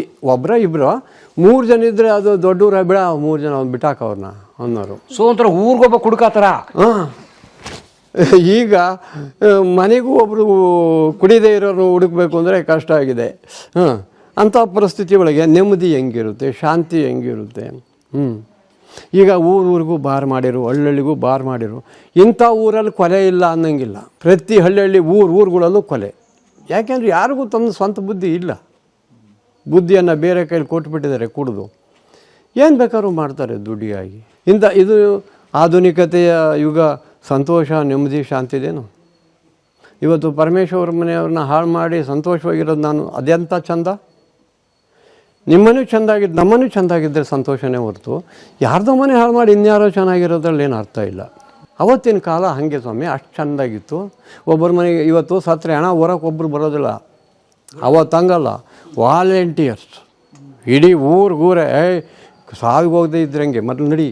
ಅವ್ನು ಜಗಳ ಮಾಡಿ ದೊಂಬಿ ಮಾಡಿ ದ್ವೇಷ ಆಗಿದ್ದರೂ ಕೂಡ ಇವತ್ತು ಅದು ನೋಡೋಂಗಿಲ್ಲ. ನಡಿ ಎಲ್ಲ ಹೋಗೋರು. ಮನೆ ಮಂದಿಯೆಲ್ಲ ಗುಂಡಿ ತೆಗಿಯೋರು, ಸಮಾಧಿ ಮಾಡೋರು, ಬೆಂಕಿ ಹಾಕೋದವ್ರು, ಮನೆಗೆ ಒಬ್ಬೊಬ್ಬ ಸೌದಿ ಹೊತ್ಕೊಂಡ್ಬರ್ತಿದ್ರು. ಎಷ್ಟು ಚೆಂದಾಗಿತ್ತು ಸರ್ ಅವತ್ತಿನ ಕಾಲ. ಈ ದುಡ್ಡಿಗೆ ಬೆಂಕಿ ಇಟ್ಟು ಅದಷ್ಟು ಚೆಂದಾಗಿತ್ತು ದುಡ್ಡು ಇಲ್ದಿದ್ರು. ಇವತ್ತು ಆ ಥರ ಏನೂ ಇಲ್ಲ. ಮನುಷ್ಯರಿಗೆ ಒಬ್ರಿಗೊಬ್ರಿಗೆ ನಾವು ಮನುಷ್ಯರು ಅನ್ನೋದೇ ನಮಗೆ ಅರ್ಥ ಆಗ್ತಾಯಿಲ್ಲ. ಹಂಗಾಗಿದೆ. ಆ ಏರಿಯ ಮೇಲೆ ಕೂತ್ಕೊಂಡು 6-7 ವರ್ಷದ ಮಕ್ಕಳು ಬಾಟ್ಲಿ ಇಟ್ಕೊಂಡು ಕೂತ್ಕೊತವೆ ಸಂಜೆ 6-7 ವರ್ಷದಿಂದ. ಅಂಥ ಚಿಕ್ಕ ಮಕ್ಕಳೆಲ್ಲ ಕುಡಿಯೋಕ್ಕೆ ಶುರು ಮಾಡ್ಕೊಂಡಿದ್ದ. ಇನ್ನೇನು ಗರ್ಭಿಣಿ ಕೊಟ್ಟು ಆ ಹೊಟ್ಟೆ ಒಳಗಿರೋ ಮಗುವಿಗೂ ಕುಡಿಸೋದು ಒಂದೇ ಬಾಕಿ ಇರೋದು. ಅದು ಆಗ್ತಾಯಿದೆ. ಓಪನ್ನಲ್ಲಿ ಹೆಣ್ಮಕ್ಳು ಕುಡಿತಾರೆ. ಒಂದು ಆ ಬ್ಯಾಟ್ರಿ ಅಂಗಡಿಗೆ ಹೋಗಿದೆ ಆಸೀಕರಲ್ಲಿ BH ರೋಡಲ್ಲಿ ಕೂತ್ಕೊಂಡು. ಅವನು ಬನಶಂಕರಿ ಎಲೆಕ್ಟ್ರಿಕಲ್ಸ್ ಇದರಲ್ಲಿ ಅವನು ಬುದ್ಧಿ ನೀವು ಇಷ್ಟೆಲ್ಲ ಹೇಳ್ತಿರಲ್ಲ ನೋಡ್ರಿ ಅಂತ ಕೂತ್ಕೊಳ್ರಿ, ಬರ್ರಿ ಇಲ್ಲ ಒಂದು ಸ್ವಲ್ಪ ಹೊತ್ತು ನೋಡು ಅಂತಿದ್ದು. ಕಾಲೇಜ್ ಹುಡುಗರು ಸಲೀಸಾಗಿ ಕೂಡಿದು ಅಲ್ಲಿಟ್ಬಿಟ್ಟು ಬ್ಯಾಗ್ನ ತಗೊಂಡು ಹೋಗ್ತಾ ಇರ್ತಾರೆ. ಪಬ್ಲಿಕ್ಕಾಗಿ ಹಗಲೊತ್ತು BH ರೋಡು. ಹೆಣ್ಮಕ್ಳು ಎಷ್ಟು ಜನ ಕೊಡ್ತಾ ಶಿವ. ಇನ್ನು ಸಂಸಾರಗಳು ನೆಟ್ಟಗಾಗು ಅಂದರೆ ಹೆಂಗಾಗಬೇಕು? ಶಾಂತಿ ನೆಮ್ಮದಿ ಎಲ್ಲಿ ಇರಬೇಕು ಕುಟುಂಬಕ್ಕೆ? ಆ ತಾಯಿನಲ್ಲೇ ಇಲ್ಲ ಅಂದಮೇಲೆ ಇನ್ನೆಲ್ಲಿರುತ್ತೆ ಸ್ವಾಮಿ? ನೆಮ್ಮದಿ ಶಾಂತಿ ಇಲ್ಲ. ಸಮೃದ್ಧ ಬದುಕು ಅಲ್ಲ ಇದು ಕೆಟ್ಟ ಬದುಕು. ಇವತ್ತು ಮಾಡಿರ್ತಕ್ಕಂಥದ್ದು ಬಹು ಕೆಟ್ಟ ಬದುಕು. ಸರ್ಕಾರ ದುಡ್ಡಿನ ಆಶೆಗಾಗಿ ದುಡ್ಡು ಬರುತ್ತೆ ಅದರಿಂದ ಅಂತ ಹೇಳಿ ಕೆಮಿಕಲ್ ಕುಡಿಸಿ ಅದೇನು ಒಳ್ಳೆ ಸಹಜವಾದ ಬಟ್ಟಿ ಇಳಿಸಿದ್ದು ಕೊಡ್ತಾಯಿದ್ದಾರೆ ಸ್ವಾಮಿ. ಬಟ್ಟಿ ಇಳಿಸಿ ಕೊಡೋಕ್ಕಾಗತ್ತೇನು ಸ್ವಾಮಿ ಈ ಜನಕ್ಕೆ? ಎಷ್ಟು ಟ್ಯಾಂಕರ್ ತಂದರೂ ಸಾಕಾಗುತ್ತಾ? ಎಲ್ಲ ಪೌಡ್ರ್ ಹಾಕ್ತಾರೆ, ಕೆಮಿಕಲ್ ಆಗಿ ನೀರಿಗೆ ಮಿಕ್ಸ್ ಮಾಡಿ ಕೊಡ್ತಾರೆ. ಆವಾಗ ನಂಗೆ ಬಟ್ಟೆ ಇಳಿಸ್ಬೇಕು ಅಂದರೆ ಏನೇ ಎಷ್ಟೆಷ್ಟು ದೊಡ್ಡ ಮಿಷಿನ್ ಹಾಕಿರೂ ಹಾಕಲ್ಲ ಇವ್ರಿಗೆ ಕೊಡೋಕ್ಕೆ. ಸೊ ಅದು ಒರಿಜಿನಲ್ ಬಾರ್ಲಿ ರಸ ಅಲ್ಲ. ಇಲ್ಲವೇ ಇಲ್ಲ. ಹಾಗಾಗಿ ಇಷ್ಟೊಂದು ರೋಗಗಳು. ಒಂದು ಇಷ್ಟೊಂದು ರೋಗಗಳಿಗೆ ಎಷ್ಟು ದುಡ್ಡು. ನಿಮಗೆ ಹೇಳ್ತೀನಿ, ಈಗ 5 ವರ್ಷದಲ್ಲಿ ನನಗೆ ಹಾರ್ಟ್ ಅಟ್ಯಾಕ್ ಆದಾಗ 2.5 ಲಕ್ಷ ಒಂದೇ ಗಂಟೆಯಲ್ಲಿ. ಇವತ್ತು ಎಷ್ಟಾಗುತ್ತೆ? 10 ಲಕ್ಷ ಆಗುತ್ತೆ. ಹಾಗಾಗಿ ಎಲ್ಲ ಬರೀ ಅಲ್ಲಿ ದುಡ್ಡಿದೆ ನಂಗೆ ಕಾಣ್ತೇವೆ. ಈ ರೋಗಗಳಿಂದ ಜನ ಹೋಗ್ತಾ ಇರೋದು ಯಾರಿಗೂ ಗೊತ್ತಾಗ್ತಾನೆ ಇಲ್ಲ. ಹಾಗಾಗಿ ನೆಮ್ಮದಿ ಸುಖ ಸಂತೋಷದ ಜೀವನ ಇವತ್ತಿಲ್ಲ ಸಾಹೇಬ್ರೆ. ನಾನು ಹೇಳ್ತೀನಿ, ಸರ್ವನಾಶದ ಕಾಲ ಹತ್ರಕ್ಕೆ ಬಂದು ನಿಂತುಬಿಟ್ಟಿದೆ. ನಾವೆಲ್ಲ ಎಡ್ಜಲ್ಲಿ ಬಂದು ನಿಂತಿದ್ದೀವಿ. ಯಾವಾಗ ಮುಗ್ಗಿಸ್ತೀವೋ ಗೊತ್ತಿಲ್ಲ. ಯಾಕೆ ಹಿಂಗಾಯ್ತು? ಜನಗಳ ಆಧುನಿಕತೆ. ಈಗ ಒಂದೊಂದು ಸೈಕಲ್ ಊರಾಗ ನೋಡೋದೇ ದೊಡ್ಡ ಕಷ್ಟ ಆಗಿತ್ತು ನಮ್ಮ ಕಾಲದಲ್ಲಿ. ಒಬ್ಬ ಸೈಕಲ್ ತಂದಾನೆ ಅಂದರೆ ಇಡೀ ಊರೇ ಒಬ್ಬರ ಮನೇಲಿ ಒಂದು ರೇಡಿಯೋ ಬಂದಿದೆ ಅಂದರೆ ಶಿವ ಅದೇನು ಜನ ನೋಡಬೇಕಾಗಿತ್ತು. ಹೌದಾ? ರೇಡಿಯೋಕ್ಕೆ 400 ಮನೆ ಗ್ರಾಮ ಇತ್ತು ಅವತ್ತು ನಾವು ಕೋಡಿಯಲ್ಲಿ ಇದ್ದಾಗ. ಯಾರೋ ಒಬ್ಬರು ಇಡೀ ಊರಿಗೆಲ್ಲ ಒಂದು 5-6 ರೇಡಿಯೋ ಇದ್ವೇನ. ಇಡೀ ಊರಿಗೆಲ್ಲ ಮತ್ತು ಗೋಡೆ ಗಡಿಯಾರ ಇಲ್ಲ. ಹಂಗಾಗಿ ಇವತ್ತು ಎಂಥಾರ ಮನೆಯಲ್ಲೂ ಕೂಡ ಟಿ ವಿ. ಎಲ್ಲಿ ಯಾರಿಗೂ ಸಂತೋಷವಾಗಿ ನಿದ್ದೆ ಮಾಡೋಕ್ಕೆ ಅವಕಾಶ ಇಲ್ಲ. ನಿದ್ದೆಗಾಗಿ ಗಾಂಜಾ ಹೊಡಿಬೇಕು, ಇಲ್ಲಾಂದರೆ ಎಣ್ಣೆ ಕುಡಿಬೇಕು. ಅಂಥ ಪರಿಸ್ಥಿತಿಗೆ ಬಂದು ಜನ ತಲುಪಿರುವಾಗ ಸುಖ ಎಲ್ಲಿದೆ, ನೆಮ್ಮದಿ ಎಲ್ಲಿದೆ? ಆವತ್ತು ಹಂಗಲ್ಲ. ಉಂಡು ಕೂಡಲೇ ನಿದ್ದೆ ಬರೋವು, ನಿದ್ದೆ ಬಂದ ಕೂಡಲೇ ಮಲ್ಕೊಂಬಿಡೋರು. ಇವಾಗ ಕೂತ್ಕೊಂಡು ಕೂಡಲೇ ಬಂದುಬಿಡೋದು. ಅವನಿಗೆ ಆರೋಗ್ಯದಲ್ಲಿ ವ್ಯತ್ಯಾಸವೇ ಇಲ್ಲ. ನಮ್ಮಲ್ಲಿ ಹೇಳ್ತಿದ್ರು, ಉಂಡು ಕೂಡಲೇ ನಿದ್ದೆ ಬರಬೇಕು, ಮಂಕೊಂಡು ಕೂಡಲೇ ನಿದ್ದೆ ಬರಬೇಕು, ಕೂತ್ಕೊಂಡು ಕೂಡಲೇ ಬರಬೇಕು. ಹಂಗಿದ್ರೆ ಅವನಿಗೇನು ರೋಗ ಇಲ್ಲ ಅಂತ ಒಂದು ರಿಯಾಕ್ಷನ್. ಈಗ ಕೂತ್ಕೊಂಡು ಸಿಗರೇಟ್ ಹಚ್ಕೊಂಡು ಸೇದಿ 3 ಸಿಗರೇಟ್ ಸೇದಿರು ಇದು ಖಾಲಿ ಆಗಿರಲ್ಲ. ಯಾಕೆಂದರೆ ಎಲ್ಲ ಜಿಂಕ್ ಫುಡ್ಗಳು. ಜಿಂಕ್ ಫುಡ್ ತಿಂದರೆ ಏನಾಗುತ್ತೆ ಮನುಷ್ಯನ ಶರೀರ? ಅವತ್ತು ನೋಡೋಕ್ಕೂ ಒಂದು ಸಿಗ್ತಿರಲಿಲ್ಲ ಜಿಂಕ್ ಫುಡ್. ಒಂದು ಬಿಸ್ಕೆಟ್ ಒಬ್ಬರು ತಿಂತಿರಲಿಲ್ಲ. ಹಳ್ಳಿಗಳು ಬಿಸ್ಕೆಟ್ ಇಲ್ಲ. ಇದ್ರೂ ಯಾವಾಗ ಕೆಲವೊಂದೊಂದು ಬಿಸ್ಕೆಟ್ ಇದ್ದರೂ ಅದು ತಿಂತಿರಲ್ಲ ಯಾರು ಅಷ್ಟೊಂದು ದುಡ್ಡು ಕೊಟ್ಟು. ಅಪರೂಪ. ಯಾರೋ ಒಬ್ಬ ಶ್ರೀಮಂತನ ಮೇಲೆ ಒಂದು ಪ್ಯಾಕೆಟ್ ಬಿಸ್ಕೆಟ್ ತಂದಾನೆ ಅಂದರೆ ಅದೇನೋ ಒಂದು ದೊಡ್ಡ ವಿಷಯ, ಇಡೀ ಊರಲ್ಲಿ ಚರ್ಚೆ ಮಾಡೋ ವಿಷಯ ಅದು. ಈಗ ಹಾಗಿಲ್ಲ. ಈಗೆಲ್ಲ ಪೂರ ಅದನ್ನೇ ತಿನ್ನೋದಾಗಿದೆ. ಶ್ರೀಮಂತರು ಅಚ್ಚುಕಟ್ಟಾಗಿ ಮುದ್ದೆ ಉಣ್ತಿದ್ದಾರೆ, ರಾಗಿ ಮುದ್ದೆಯ. ಇವತ್ತು ಒಬ್ಬ ಬಡವ ಕೆಲಸಕ್ಕೆ ಬಂದ ಮುದ್ದೆ ಊಟ ಮಾಡೋನು ಮಾಡಲ್ಲ. ಅದಕ್ಕೆ ನಾವು ಕೇಳೋದೇ ಇಲ್ಲ, ನೀನು ಅನ್ನ ಉಂಡ್ಬಿಡಪ್ಪ ಅಚ್ಚುಕಟ್ಟಾಗಿ. ನಾವು ಅಚ್ಚುಕಟ್ಟಾಗಿ ರಾಜಮುಡಿ ಅಕ್ಕಿ, ಕೆಂಪಕ್ಕಿ ತಂದು ಕೆಂಪಕ್ಕಿ ಅನ್ನ ಊಟ ಮಾಡ್ತೀವಿ. ಅದು ಊಟ ಮಾಡಲ್ಲ ಅವರೆಲ್ಲ, ದಪ್ಪಕ್ಕಿ ಅಂತ ಸಣ್ಣದೇ ಆಗಬೇಕು, ಪಾಲಿಶ್ ಹೊಡೆದಿರಬೇಕು. ನಾವು ಪಾಲಿಶ್ಲೆಸ್ ಊಟ ಮಾಡ್ತೀವಿ. ಇವತ್ತು ಕಾಲ ಹಿಂಗಾಗಿದೆ. ಇದು ಸಂತೋಷದ ಕಾಲ ಅಂತೀರ, ಇದನ್ನು ನೆಮ್ಮದಿ ಕಾಲ ಅಂತೀರ? ಯಾವ ಆಸ್ಪತ್ರೆ ನೋಡಿ ಖಾಲಿ ಇಲ್ಲ, ಎಲ್ಲ ರಶ್ಶು. ಯಾವ ಆಸ್ಪತ್ರೆ ನೋಡಿ ಕಾಲಿಡೋಕ್ಕೆ ಜಾಗಿಲ್ಲ. ಕಾರಣ ಏನು? ನಮ್ಮ ಊಟ ತಿಂಡಿ. ಎಲ್ಲಿ ನೋಡಿ ಗಲಾಟೆ ಗಲಭೆ. ಏನು? ಯಾಕೆ? ಮಾತು ಸರಿ ಇಲ್ಲ, ಊಟ ಸರಿ ಇಲ್ಲ ಒಂದು ಕಡೆ, ಮಾತು ಸರಿ ಇಲ್ಲ ಒಂದು ಕಡೆ. ಮಾತು ಸರಿ ಇಲ್ಲದೆ ಇರೋದ್ರಿಂದ ಜಗಳ, ಊಟ ಸರಿ ಇಲ್ಲದೆ ಇರೋದ್ರಿಂದ ರೋಗ. ಸರ್ವೇ ಸಾಮಾನ್ಯ. ಎಷ್ಟು ಸುಲಭವಾಗಿದೆ. ಒಳ್ಳೆ ಚಿಂತನೆ ಇಲ್ಲ ಯಾರಲ್ಲೂ. ಯಾರ ಮನೆ ಹಾಳು ಮಾಡಬೇಕು, ಏನು ಮಾಡಬೇಕು, ಹೆಂಗೆ ದುಡ್ಡು ಮಾಡಬೇಕು ಅಂತ ಚಿಂತನೆನೇ ಹೊರತು ಅವರಿಗೆ ಒಳ್ಳೇದು ಮಾಡ್ಕೋಬೇಕು, ನಮಗೇನು ಯೋಚನೆ ಮಾಡಬೇಕು ಅನ್ನೋ ಚಿಂತನೆ ಇಲ್ಲ. ಒಳ್ಳೇದು ಓದಂಗಿಲ್ಲ. ಈ ಸೀರಿಯಲ್ಗಳಂತೂ ಇನ್ನೇನು ಬಿಡಿ, ಮೊದಲಿಂದ ಕೊನೆವರೆಗೂ 5-6 ವರ್ಷ ಅದನ್ನೇ ಆ ಟ್ರ್ಯಾಜಿಡಿ ತೋರಿಸಿ ತೋರಿಸಿ ತೋರಿಸಿ ತೋರಿಸಿ ತೋರಿಸಿ ಇಡೀ ಮನೆಯೇ ಸಹ ಟ್ರ್ಯಾಜಿಡಿ ಮಾಡೋಕ್ಕೆ. ಯಾವುದೊಂದು ಆಗೋಯ್ತು ಅಂದ್ರೆ 3-4 ವಿಲನ್ಸ್ ಇರಬೇಕು. ಅದನ್ನು ಆಗಿಂದಾಗೆ ತೋರಿಸಿ ಅದನ್ನು ಕಟ್ ಮಾಡೋಂಗೇ ಇಲ್ಲ, ಸುಮ್ಮನೆ ಎಳಿತಿರೋದೆ. ಹಾಗಾಗಿ ಇಡೀ ಜೀವನವೇ ವ್ಯರ್ಥವಾಗೋಗಿದೆ. ನಿಮ್ಮ ಕಾಲದಲ್ಲಿ 60-70ರ ದಶಕದಲ್ಲಿ ಎಂಟರ್ಟೈನ್ಮೆಂಟ್ಗೆ ಏನು ಮಾಡ್ತಿದ್ರಿ? ಅಲ್ಲ, ಊರಾಗ ನಾಟಕ ಮಾಡೋರು. ಯಾವಾರು ದೂರದಾಗ ಟೆಂಟು ಇದ್ದ ಸಿನಿಮಾ ನೋಡೋಕೆ ಹೋಗ್ತಿದ್ರು. ಅಪರೂಪದಂಗೆ ಒಂದು ದಿವ್ಸ ಸಿನಿಮಾ ನೋಡ್ಕೊಂಬಂದಿದ್ದು 1 ತಿಂಗಳು ಸಂತೋಷ ಪಡ್ತಿದ್ರು. ಸರ್ ಹೆಂಗೆ ಸರ್ ಸಾಧ್ಯ? ಮಾತಾಡ್ಕೊಳ್ಳೋದು ಎಲ್ಲ ಕೂತ್ಕೊಂಡು. ಅದೇ ಇವತ್ತು ನೀವು ದಿವಸ ಸಿನಿಮಾ ನೋಡ್ತೀರಿ, ದಿವಸ ಡಿಸ್ಕಸ್ ಮಾಡೋದು ಎಲ್ಲಿ ಮಾಡ್ತೀರಿ? ನೀವು ಡಿಸ್ಕಸ್ ಎಲ್ಲಿ ಮಾಡ್ತಾಯಿದ್ದೀರಿ? ನೀವು ನೋಡ್ಕೊಂಬಂದ್ರಿ, ಅದು ಹೋಯ್ತು, ಮರ್ತೋದ್ರಿ ಅಲ್ಲಿ ಟಾಕೀಸ್ ಒಳಗೆ. ಅಲ್ಲಿಂದ ಈಚೆಗೆ ಬಂದು ಅವತ್ತು ಹಂಗಲ್ಲ. ಒಂದು ಸಿನಿಮಾದೊಳಗೆ ಗಾಡಿ ಕಟ್ಕೊಂಡು ಅಷ್ಟೊಂದು ಜನ ಎಲ್ಲ ಹಳ್ಳಿ ಜನ ಹೋದರೆ ನೋಡ್ಕೊಂಡು ಬಂದರೆ ಎಷ್ಟು ದಿವಸ ತನಕ ಇವ್ರು ಕೆಲಸ ಮಾಡ್ತಾವೆ. ಅಕ್ಕ ನಾವು ಹೋಯ್ದ್ವಲ್ಲ ಅಲ್ಲಿ ಸಿನಿಮಕ್ಕೆ, ಅಕ್ಕ ಹೆಂಗಿತ್ತೆ ಏನು ಅದೇ ಕತೆ, ತಿಂಗಳ ಅನ್ಗಟ್ಲೆ ಅದೇ ಡಿಸ್ಕಸ್. ನ್ಯಾಯವಾದವರು ಮನಸ್ಸಿನ ಮೇಲೆ ಅಷ್ಟು ಪರಿಣಾಮ ಮಾಡ್ತಿತ್ತು ಜನಗಳ ಮೇಲೆ. ನ್ಯಾಯವಾದವರು ನೋಡು, 1 ತಿಂಗಳು ಮಾತಾಡು. ಹಾಗೆ ಅವತ್ತಿನ ಕಾಲ ಅದು ಅಷ್ಟು ಚಂದೊಳ್ಳೆ ಕಾಲ. ಬೋರ್ ಆಗ್ತಿರ್ಲಿಲ್ವಾ? ಬೋರಿಲ್ಲ. ಹೆಂಗೆ ಅವ್ರವ್ರ ಕೆಲಸದಲ್ಲಿ ಅವ್ರವ್ರು ಬ್ಯುಸಿ ಸಹ. ನೋಡಿ, 30 ಸೇರು ರಾಗಿ ಬೀಸ್ತಿದ್ದೆ ಒಂದು ರಾತ್ರಿಗೆ. ಮಿಲ್ಲಿಲ್ಲ. ನೀವೇ? ಮಿಲ್ಲಿಲ್ಲ. ರಾಗಿ ಹಿಟ್ಟು ಮಾಡಲಿಲ್ಲ. ಎಷ್ಟೋ ದೂರ ಹೋಗ್ಬೇಕು, ಎತ್ತಿನ ಗಾಡಿ ಹುಡ್ಕೊಂಡು ಹೋಗ್ಬೇಕು. ಯಾವ ಓಡಾಡ್ತಾನೆ ಅದೆಲ್ಲ ಹೋಗಿ ಮಾಡೋಕ್ಕಿಂತ ತಮೈಲತ್ಲಾಗೆ ಅಂತೇಳಿ ಬೀಸೋಕಾಲು ಹುಡ್ಕೊಂಡು ಕುಂತ್ಕೊಂಡ್ಬಿಟ್ರೆ ಬೇಕಾದ್ರೆ ಹೊತ್ಕೊಂಡು ಹೆಡಿಗೆ 30 ಸೇರು ರಾಗಿ ಬೀಸಿಟ್ಬಿಡು. ಇಡೀ ರಾತ್ರಿ ಮನೆಗೆ ಕೊಡೋದು ಯಾವಾಗ? ಯಾವಾಗಲಾರು 1 ಗಂಟೆ ಮಲ್ಕೊಳೋದು. ಏನಾಗ್ತದೆ ಸುತ್ತಿ ಸುತ್ತಿ ಸುಸ್ತಾಗ ಮನ್ಕೋದು. ಮಲ್ಕೊಳೋದು ಜಲ್ದಿ ಮಾಡಿ ಇಟ್ಟು ಮಲ್ಕೊಂಡ್ರೆ ಮುಗಿದು ಹೋಯ್ತು ಕತೆ. ಒಂದು ನೈಟ್ ಎಲ್ಲ ಈಗ ದೋಸೆ ಮನೆಯವರಿಗೆಲ್ಲ ದೋಸೆ ಮಾಡಬೇಕು, ತಿರುಗಬೇಕು ಹಾಕಿ ದೋಸೆ ಹಿಟ್ಟನ್ನ. ಇಡ್ಲಿ ಮಾಡಬೇಕು, ದೋಸೆ ಹಿಟ್ಟು ರುಬ್ಬಬೇಕು ಒಳಕಲ್ದಾಗೆ. ಇವತ್ತೆಲ್ಲದಕ್ಕೂ ಮಿಕ್ಸಿ ಗ್ರೈಂಡ್ರು. ಶರೀರಕ್ಕೆ ನೋವೇ ಇಲ್ಲ. ಒಬ್ಬೊಬ್ಬರು ಕಾಲೋನಿಯಲ್ಲಿ ಒಂದೊಂದು ಮನೆ ಹೆಂಗಸರು ಒಬ್ಬರು ತಬ್ಬಕ್ಕಾಗಲ್ಲ. ಕಾಲೋನಿ ಮನೆ ಹೆಂಗಸರು ಒಬ್ಬೊಬ್ಬರು ನಿಂಗೆ ತಬ್ಬಕ್ಕಾಗಲ್ಲ, ಅಷ್ಟು ದಪ್ಪ ಇದ್ದಾರೆ ಒಬ್ಬೊಬ್ಬರು. ಏನೂ ಕೆಲಸಿಲ್ಲ. ಆಗ ತಗೊಳಕ್ಕಾಗ್ತಿತ್ತಾ?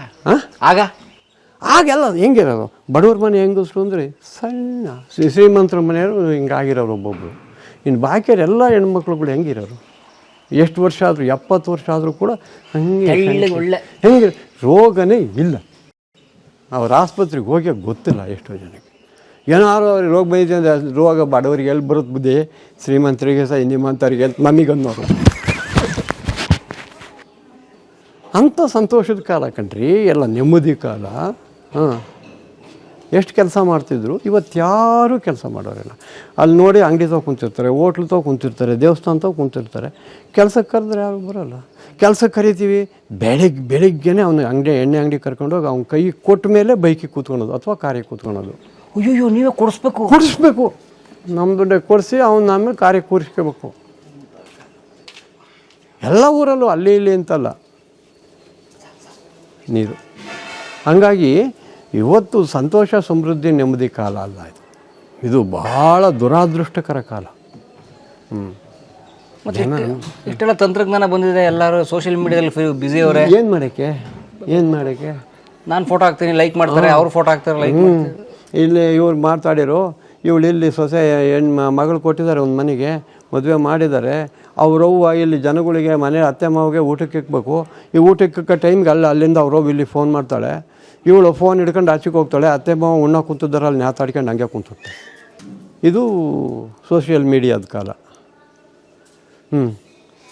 1 ಗಂಟೆ ಬರೋದೇ ಇಲ್ಲ ಅವಳು ಈಚೆಗೆ ಫೋನ್ ಹಿಡ್ಕೊಂಡು. ಅಲ್ಲಿ ಮನೆ ಒಳಗಿರಲ್ಲ, ಎಲ್ಗೋ ಹೋಗಿ ಕೂತ್ಕೊಂತಾಳೆ. ಅತ್ತೆ ಮಾವನ ಮುಂದೆ ಮಾತಾಡೋಂಗಿಲ್ಲ ಇಲ್ಲ, ಅದು ಹೋಗ್ಬಿಡ್ತಾಳೆ. ಅದೇನೋ ಅದೊಂದು ಪ್ಯಾಷನ್ ಕೆಲವರು ಅವೆಲ್ಲವ. ಫೋನ್ ಹಿಡ್ಕೊಂಡು ಕೂಡಲೇ ಫೋನ್ ಬಂತು ಅಂದ್ಕೂಡಲೇ ಹೋಗ್ಬಿಡ್ತಾರೆ. ಮುದ್ದೆ ಇಟ್ಟಿದ್ರೆ ಊಟ ಮಾಡ್ತಿದ್ದಾರೆ, ಇವಳು ಓರ್ಲು ಫೋನ್ ಹಿಡ್ಕೊಂಡು. ಅಯ್ಯೋ ಹಿಟ್ಟು ಸಿಗೋಗ್ತದೆ. ಮುಗೀತು. ಇಂಥ ಕಾಲದಲ್ಲಿ ಇದನ್ನು ಸಂತೋಷದ ಕಾಲ ಅಂತೀರ? ಸತ್ಯವಾಗಲೂ ನನಗಂತೂ ಅನಿಸಿಲ್ಲ. ಇರ್ಬೋದು. ಈಗ ನಮ್ಮ ಹತ್ರಲೂ ಮೊಬೈಲ್ ಇದ್ದಾವೆ, ಎಲ್ಲ ಎಷ್ಟು ಬೇಕೋ ಅಷ್ಟು ಏನು ಬೇಕೋ ಅದಕ್ಕೆ ಉಪಯೋಗಿಸ್ಕೋಬೇಕು. ಈಗ ಹಂಗಿಲ್ಲ. ಗಂಟೆಗಟ್ಟಲೆ ಕಾಲ ಒಬ್ಬೊಬ್ಬರು ಮಾತಾಡ್ತಾರೆ. ಬಿಸ್ನೆಸ್ನವರು ಮಾಡ್ಕೊತಾರೆ. ನನ್ನಂಥ ಸಾಮಾನ್ಯ ಜನನೂ ಕೂಡ ಗಂಟೆಗಟ್ಟಲೆ ಅದು ಮಾತಾಡ್ಕೊಂಡು ಕೂತ್ಕೊಂಡ್ರೆ ಏನಾಯಿತು ಎಲ್ಲ ಈ ತಂತ್ರಜ್ಞಾನಗಳು ಯಾವಾಗಲೂ ಅದನ್ನೇ ನೋಡ್ಕೊಂಡ್ರೆ ದೇಶದ ಮೇಲೆ ತೊಂದರೆ ಅಲ್ವಾ? ಇವನ ಕೆಲಸ ಹಾಳಾಗಲಿಲ್ವಾ? ದೇಶಕ್ಕೆ ಎಷ್ಟು ದ್ರೋಹ ಮಾಡ್ದಂಗೆ ಆಯಿತು, ಕೆಲಸ ವ್ಯರ್ಥ ಆಯ್ತಲ್ಲ. ಇವತ್ತು ನಾನು ಇಷ್ಟೊಂದು ಗಂಟೆಗಳು ನಿಮ್ಮ ಜೊತೆ ಕಳೀತಾ ಇದ್ದೀನಿ, ನನ್ನ ಕೆಲಸಗಳು ಭಾಳ ವೇಸ್ಟ್ ಆಯಿತು ಅಲ್ಲ ಮಾತು. ಅಂದರೆ ಈ ವಿಷಯ ಎಷ್ಟೋ ಜನಕ್ಕೆ ಗೊತ್ತಾಗ್ತದೆ, ಅದು ನಿಮ್ಮಿಂದ, ಅದು ಬೇರೆ ವಿಷಯ. ಆದರೆ ಇಷ್ಟು ವೇಸ್ಟ್ ಅಲ್ವಾ? ಹಿಂಗೆ ಬರೀ ಫೋನ್ಗೆ ಇಷ್ಟೊಂದೆಲ್ಲ ವೇಸ್ಟ್ ಮಾಡಿದರೆ, ಫೋನಿಗೆ ಇಷ್ಟೆಲ್ಲ ವೇಸ್ಟ್ ಮಾಡಿದರೆ ಏನೂ ಇಲ್ಲದೆ ಇವತ್ತು ಈ ವಿಷಯ ತಗೊಂತೀರಿ, 10,000 ಜನಕ್ಕೆ ನೀವು ತಿಳಿಸ್ತೀರಿ, ಎಷ್ಟೋ ಜನಕ್ಕೆ ಅನುಕೂಲ ಆಗುತ್ತೆ. ಆದರೆ ಈ ಮೀಡಿಯಾ ಇದೆ ಅಂತೇಳಿ ಮೀಡಿಯಾದಲ್ಲಿ ಇವರು ಬರೀ ಇದನ್ನೇ ಮಾಡ್ಕೊಂಡು ಕುಂತ್ಕೊಂಡ್ಬಿಟ್ರೆ ಸಾಮಾನ್ಯರು. ಈಗ ನಿಮ್ದು ಈ ಕೆಲಸ ನೀವು ಮಾಡಲೇಬೇಕು, ನಿಮ್ಮ ಈ ಕಾಯಕ ಅಂತ ಇಟ್ಕೊಂಡಿದ್ದೀರ, ನೀವು ಮಾಡ್ತೀರಾ ಸರಿ. ನಾನು ಇದನ್ನೇ ಮಾಡೋಕ್ಕೆ ಹೋದರೆ, ಇನ್ನೊಬ್ಬರು ಇದನ್ನೇ ಮಾಡೋಕ್ಕೆ ಹೋದರೆ, ಹಾಗಾಗಿ ಇವತ್ತಿನ ತಂತ್ರಜ್ಞಾನವನ್ನು ದುರುಪಯೋಗ ಮಾಡ್ಕೊತ ಇದ್ದಾರೆ ನಮ್ಮ ಜನ. ಅಯ್ಯೋ, ಸದುಪಯೋಗ ಮಾಡ್ಕೊತಾರೆ. ಅಂದರೆ ಬರ್ತಾರೋ ಎಲ್ಲ ಒಳ್ಳೇದನ್ನು ನಾವು ಕೆಟ್ಟದಾಗಿ ಪರಿವರ್ತಿಸ್ಕೊಂತ ಇದ್ದೀವಿ. ಆದರೆ ಬರ್ತಾ ಇರೋದು ಕೆಟ್ಟದಲ್ಲ ನೋಡಿ ಸ್ವಾಮಿ, ವಿದ್ಯೆ ಯಾವುದು ಕೆಟ್ಟದಲ್ಲ. ಈ ವಿದ್ಯೆಗಳೆಲ್ಲವೂ ಒಳ್ಳೆಯದೇ, ಸದ್ಬಳಕೆ ಮಾಡ್ಕೊಂಡ್ರಿ. ಸದ್ಬಳಕೆ ನಾವು ಮಾಡ್ಕೊತ ಇಲ್ಲ, ದುರ್ಬಳಕೆ ಮಾಡ್ಕೊತ ಇದ್ದೀವಿ. ಇದು ಎಲ್ಲದರ ಎಫೆಕ್ಟು ಪೂರಾ ದೇಶದ ಮೇಲೆ ಆಗ್ತಾ ಇರೋದು. ಯಾಕೆಂದರೆ ವ್ಯಕ್ತಿಯಿಂದ ಮನೆಯಿಂದ ಊರಿಂದ ದೇಶ. ಹಿಂಗೆ ಲಿಂಕ್ ಅದು ಹಿಂಗೆ ಲಿಂಕ್ ಇರೋದು. ಇದೇ ಲಿಂಕು ಯಾವತ್ತಿರೋದು, ಯಾವತ್ತೂ ಹಿಂಗೆ ಇದೇ ಲಿಂಕು. ವ್ಯಕ್ತಿಯಿಂದ ಮನೆ ತಾನೆ, ಹೆಂಡತಿ ಮಕ್ಕಳು ಕುಟುಂಬ, ಮನೆಯಿಂದ ತಾನೇ ಊರು, ಊರಿಂದ ತಾನೇ ದೇಶ. ಅಂದರೆ ಒಬ್ಬ ವ್ಯಕ್ತಿ ಟೈಮ್ ವೇಸ್ಟ್ ಮಾಡ್ತಾನೆ, ಇಡೀ ದೇಶ ಟೈಮ್ ವೇಸ್ಟ್ ಮಾಡ್ತಾರೆ. ಒಬ್ಬ ವ್ಯಕ್ತಿ ಹಾಳಾಗ್ತಾವನೆ, ಇಡೀ ದೇಶ ಹಾಳು ಮಾಡ್ತಾನೆ. ದೇಶ ಹಾಳು ಮಾಡೋದೇ ಕತೆ. ಯಾಕೆಂದರೆ ಒಂದೊಂದು ಸೆಕೆಂಡಿಗೂ ಕೂಡ ಬೆಲೆ ಇದೆ. ಈಗ ಒಂದು ರೆಪ್ಪೆ ಹೊಡೀತು ಅಂದರೆ ನನ್ನ ಆಯುಷ್ಯದಲ್ಲಿ ಅಷ್ಟು ಟೈಮ್ ಹೋಯ್ತು. ನನಗೆ ಪರಮಾತ್ಮ ಗ್ರಾಂಟ್ ಮಾಡಿರ್ತಕ್ಕಂಥ ಆಯಸ್ಸು ಸಮಯ ಎಷ್ಟಿದೆಯೋ ನಂಗೆ ಗೊತ್ತಿಲ್ಲ. ಅದರಲ್ಲಿ ನಾನು ಹಿಂಗೊಂದು ರೆಪ್ಪೆ ಹೊಡೆಯುವಷ್ಟು ಟೈಮ್ ವೇಸ್ಟ್ ಮಾಡಿದೆ ಅಂದರೆ ಅಷ್ಟು ಟೈಮ್ ನಾನು ವೇಸ್ಟ್ ಮಾಡಿದೆ ಅಂತ. ಯಾಕೆಂದರೆ ಮತ್ತೆ ಸಿಕ್ಕಲ್ಲ ಅದು. ಮತ್ತು ವಾಪಸ್ ಏನೇ ಮಾಡಿದ್ರು, ಎಷ್ಟೇ ಕಷ್ಟಪಟ್ಟರು ಆ ಸಮಯ ಮತ್ತೆ ಸಿಕ್ಕಲ್ಲ. 21,600 ಶ್ವಾಸೋಚ್ಛ್ವಾಸ ನಡೆಯುತ್ತೆ ಆರೋಗ್ಯವಾದ ಮನುಷ್ಯನಿಗೆ ಒಂದು ದಿನಕ್ಕೆ. ಉಚ್ಛ್ವಾಸ ನಿಶ್ವಾಸ, ಉಚ್ಛ್ವಾಸ ನಿಶ್ವಾಸ 21,600 ನಡೆಯುತ್ತೆ, ಗೊತ್ತಿಲ್ಲದಂಗೆ ಯಾರಿಗೂ ಗೊತ್ತಿರಲ್ಲ. ಹಂಗೆ ನಡೀತಾ ಇರತ್ತೆ ತನ್ನಷ್ಟಕ್ಕೆ ತಾನು. ಅದು ಆಯುಷ್ಯದಲ್ಲಿ 24,600 ಆಯ್ತು ಅಂದ್ರೆ ಒಂದಿನ ಆಗೋಯ್ತು, ಕಳೆದೋಯ್ತು ನನ್ನ ಆಯುಷ್ಯದ. ನಾನು ಅವತ್ತು ತಂದಿರೋ ಎಸ್ಟಿಮೇಟ್ ಒಳಗೆ ನಂದು ಡೆಪಾಸಿಟ್ ಕಂಪ್ಲೀಟ್ ಹಂಗೆ ಖಾಲಿ ಆಗ್ತಾ ಹೋಗುತ್ತೆ. ಅದರಿಂದ ನಾವು ಬದುಕಿರುವಾಗ ಸಾರ್ಥಕವಾಗಬೇಕು ನಮ್ಮ ಜೀವನ. ಹೇಗೆ ಸಾರ್ಥಕ ಮಾಡ್ಕೊಳ್ಳೋದು? ಹೀಗೆ ಒಳ್ಳೆಯದು ಯೋಚನೆ, ದೇಶದ ಬಗ್ಗೆ ಯೋಚನೆ, ಸಮಯ ಹಾಳು ಮಾಡೋಂಗೆ ನಮ್ಮ ಏನಿದೆ ಇದನ್ನು ನಮ್ಮ ದೇಹವನ್ನು ಸವಿಸ್ತಾ ಇರ್ತಕ್ಕಂಥದ್ದೇ ನಾವು ಮಾಡ್ತಕ್ಕಂಥದ್ದು. ಒಂದು ಕಡೆ ಎಚ್ಚರಿಕೆ ಕಾಯಕದವ್ರು ಹೇಳ್ತಾರೆ, ದುಸ್ವಪ್ನವ ಕಾಣದಿರೆ ದುರ್ವಿಚಾರದಲ್ಲಿ ಮಲಗದಿರಿ ಅಂತಾರೆ. ದುಸ್ವಪ್ನ, ಕೆಟ್ಟ ಸ್ವಪ್ನವನ್ನು ನಾನು ನೋಡಬಾರ್ದು ಅಂದರೆ ಕೆಟ್ಟ ವಿಷಯವನ್ನು ಮಾತಾಡಲೇಬೇಡ್ರಿ. ಯಾಕೆಂದರೆ ಪ್ರತಿಯೊಬ್ಬರಿಗೂ ಸ್ವಪ್ನದಲ್ಲಿ ಬರೋದು ನಾವೇನು ಜೀವನದಲ್ಲಿ ಮಾಡಿದ್ದೀವಿ, ಮಾತಾಡಿದ್ದೀವಿ, ನಡೆದಿದ್ದೀವಿ, ನೋಡಿದ್ದೀವಿ, ಇದೆಯಾ, ಬೇರೆದೇನು ಬರಲ್ವಲ್ಲ. ಅದಕ್ಕೆ ಆ ಕೆಟ್ಟದ್ದು ಬಿಟ್ಬಿಡಿ, ಒಳ್ಳೆಯದೇ ಬರ್ತದೆ. ನಿಮ್ಮ ಸ್ವಪ್ನದಲ್ಲೂ ಕೆಟ್ಟದ್ದು ಬರೋಲ್ಲ, ಒಳ್ಳೆಯದೇ ಬಂದಿದೆ. ಶರಣರ ಮಾತು. ರಾತ್ರಿ ಮಲಗುವಾಗ ಸುತ್ತ ಊರಿಗೆ ಗಂಟೆ ಜಾಗಟೆ ಹೊಡ್ಕೊಂಡು ಸಾರ್ಕೊಂಬರ್ತದೆ ಅಂತ ಹಿಂದೆ ಮಲಗೋ ಟೈಮಿಗೆ ಹಳ್ಳಿಯಲ್ಲಿ. ದುಸ್ವಪ್ನವ ಕಾಣದಿರಿ ದುರ್ವಿಚಾರದಲ್ಲಿ ಮಲಗದಿರಿ ಅಂತ ಬಸವಣ್ಣವ್ರ ಕಾಲದಲ್ಲಿ ಹಳ್ಳಿ ಊರುಗಳಲ್ಲಿ ಪಟ್ಟಣಗಳಲ್ಲಿ ಎಲ್ಲ ಸಾರ್ಕೊಂಬರೋರಂತ. ಎಚ್ಚರಿಕೆ ಕಾಯಕದವರು ಅಂತ ಅವರು. ಅವ್ರದ್ದು ಅದೇ ಒಂದು ಕೆಲಸ, ಸಮಾಜವನ್ನು ಎಚ್ಚರವಾಗಿಡೋದು ಮತ್ತು ಕೆಟ್ಟ ವಿಚಾರ ಮಾಡ್ದಂಗೆ ಕಾಯೋದು. ಮಾಡಬೇಡಿ, ಚಿಂತೆ ಮಾಡಬೇಡಿ ಮನಸ್ಸಿನಲ್ಲಿ. ನೀವು ಕೆಟ್ಟ ಸ್ವಪ್ನ ಕಾಣಬಾರ್ದು ಅನ್ನಂಗಿದ್ರೆ ಕೆಟ್ಟ ವಿಚಾರ ಮನಸ್ಸಲ್ಲಿ ಬರಲೇಬಾರ್ದು ನಿಮಗೆ ಅಂತ. ಹಾಗೆ ಇವತ್ತು ನಮಗೂ ಅಷ್ಟೇ, ನಾವು ದೇಶಕ್ಕಾಗಲಿ ನಮ್ಮನಿಗಾಗಲಿ ಮನೆಗೆ ಆಗಲಿ ಕೆಟ್ಟದಾಗಬಾರ್ದು ಅನ್ನಂಗಿದ್ರೆ ಕೆಟ್ಟ ವಿಚಾರ ನಮ್ಮಲ್ಲಿ ಬೇಡ. ವ್ಯಕ್ತಿಗತವಾಗಿ ಅಂದರೆ ನನ್ನಂಗೆ ಎಲ್ಲರೂ ಥಿಂಕ್ ಮಾಡಿದರೆ, ಈಗ ನಾನು ಎಲ್ಲರೂ ಥಿಂಕ್ ಮಾಡ್ತಾಯಿಲ್ಲ, ನಾನು ಯಾಕೆ ಅದು ಒಳ್ಳೆ ಥಿಂಕ್ ಮಾಡೋಣ ಅಂತಂದರೆ ನನಗೂ ಅವ್ರಿಗೂ ವ್ಯತ್ಯಾಸ ಇಲ್ಲ. ಯಾಕೆ ನಂದು ವಿಶೇಷ, ನಾನು ವಿಶೇಷವಾಗಿ ಯೋಚನೆ ಮಾಡಬೇಕು. ಈ ಥರ ನಮ್ಮ ಥಿಂಕಿಂಗು. ಈಗ ಗುರುಲಿಂಗಯ್ಯ ಎಲ್ಲರಂಗೆ ಅವನು ಇರ್ಬೋದಾಯಿತು, ನಾವೇನು ಅವನಿಗೆ ಯಾವುದೇ ತೊಂದರೆ ಕೊಟ್ಟಿರಲಿಲ್ಲ, ಬೇಕಾದಂಗೆ ಮಾಡಿಟ್ಟಿದ್ವಿ. ಅವನು ಸಂತೋಷವಾಗಿ ಇಷ್ಟೊಂದು ರಿಸ್ಕ್ ತಗೊಂಡು ತಲೆ ಕೆಡಿಸ್ಕೊಂಡು ಊಟ ತಿಂಡಿ ಇಲ್ಲದೇ ದಿನಗಟ್ಟಲೆ ಎಲ್ಲ ತಿರುಗ್ಕೊಂಡು ಮೀಟಿಂಗ್ಗಳು ಮಾಡ್ಕೊಂಡು ಇವೆಲ್ಲ ಮಾಡಬೇಕಾದ ಅಗತ್ಯ ಅವನಿಗಿರಲಿಲ್ಲ. ಈಗ ನಾವು 10ರೊಳಗೆ 11 ಹೋಗೋದಕ್ಕಿಂತ ವಿಶೇಷವಾಗಿ ಜನಕ್ಕೆ ನಾವು ಮಾಡೋಣ, ನಮ್ಮ ಜನಕ್ಕೆ ನಮ್ಮ ಕೈಲಾದ ಕೊಡೋಣ. ಜನಕ್ಕೆಲ್ಲ ತೋರಿಸ್ತಾ ಇದ್ರು ಪರಮಾತ್ಮಗಂತೂ ಗೊತ್ತಾಗುತ್ತಲ್ಲ. ಅದಕ್ಕಾಗಿ ಮನವರಿಯದ ಕಳ್ಳತನವಿಲ್ಲವಲ್ಲ ಅಂತಾರೆ. ಮನಸ್ಸಿಗೆ ಗೊತ್ತಾಗದಂಗೆ ಕಳ್ತನ ಯಾರು ಮಾಡೋಕ್ಕಾಗುತ್ತಾ? ಏನು ಮಾಡಿದ್ರು ಹೇಳ್ತಾ ಇರ್ದೆ, ಮಾಡಿಬಿಟ್ಟೋ ಕಳ್ತನವ, ಉತ್ಕೊಂಬಂದಲ್ಲ ಅವನ ಮನೆದ ಅಂತ ಮನಸ್ಸು ಚುಚ್ಚಲೇ ಇರ್ತಿದೆ. ಅದಕ್ಕೆ ಸರ್ವಭೂಷಣ ಶಿವಯೋಗಿಗಳು ಮನವರಿಯದ ಕಳ್ಳತನವಿಲ್ಲವಲ್ಲ ಅಂತಾರೆ. ಹಾಗಾಗಿ ನಮ್ಮ ಮನಸ್ಸಿನ ಮೇಲೆ ನಿಯಂತ್ರಣ ಹಾಕಬೇಕು, ನಮ್ಮ ದೇಹದ ಮೇಲೆ ನಿಯಂತ್ರಣ ಹಾಕಬೇಕು, ನಮ್ಮ ಕುಟುಂಬದ ಮೇಲೆ ನಿಯಂತ್ರಣ ಹಾಕೋಬೇಕು. ನಾವು ಈ ಸಮಾಜ ಸೇವೆ ಮಾಡಬೇಕು. ಅದು ಬಿಟ್ಟು ಸ್ವಾರ್ಥಕ್ಕಾಗಿ ಮಾಡೋದ್ರಲ್ಲಿ ಅರ್ಥ ಇಲ್ಲ. ಈಗ ಇವ್ರು ಮಾಡ್ತಾ ಇರೋದ್ರೊಳಗೆ ಇವರ ಕೆಲಸ ಮಾಡ್ತಾ ಇರೋ ಜನಕ್ಕೆ ಇವ್ರಿಗಿಂತಲೂ ಸ್ವಲ್ಪ ಜಾಸ್ತಿ ಪರ್ಸೆಂಟೇಜ್ ಸಿಗುತ್ತೆ ಕೆಲಸ ಮಾಡೋರಿಗೆ. ಅದು ಅವ್ರಿಗೆ ಖುಷಿ.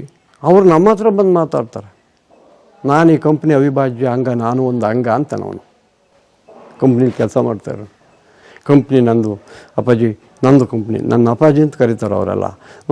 ಕಂಪ್ನಿ ನಂದು ಅಪ್ಪಾಜಿ.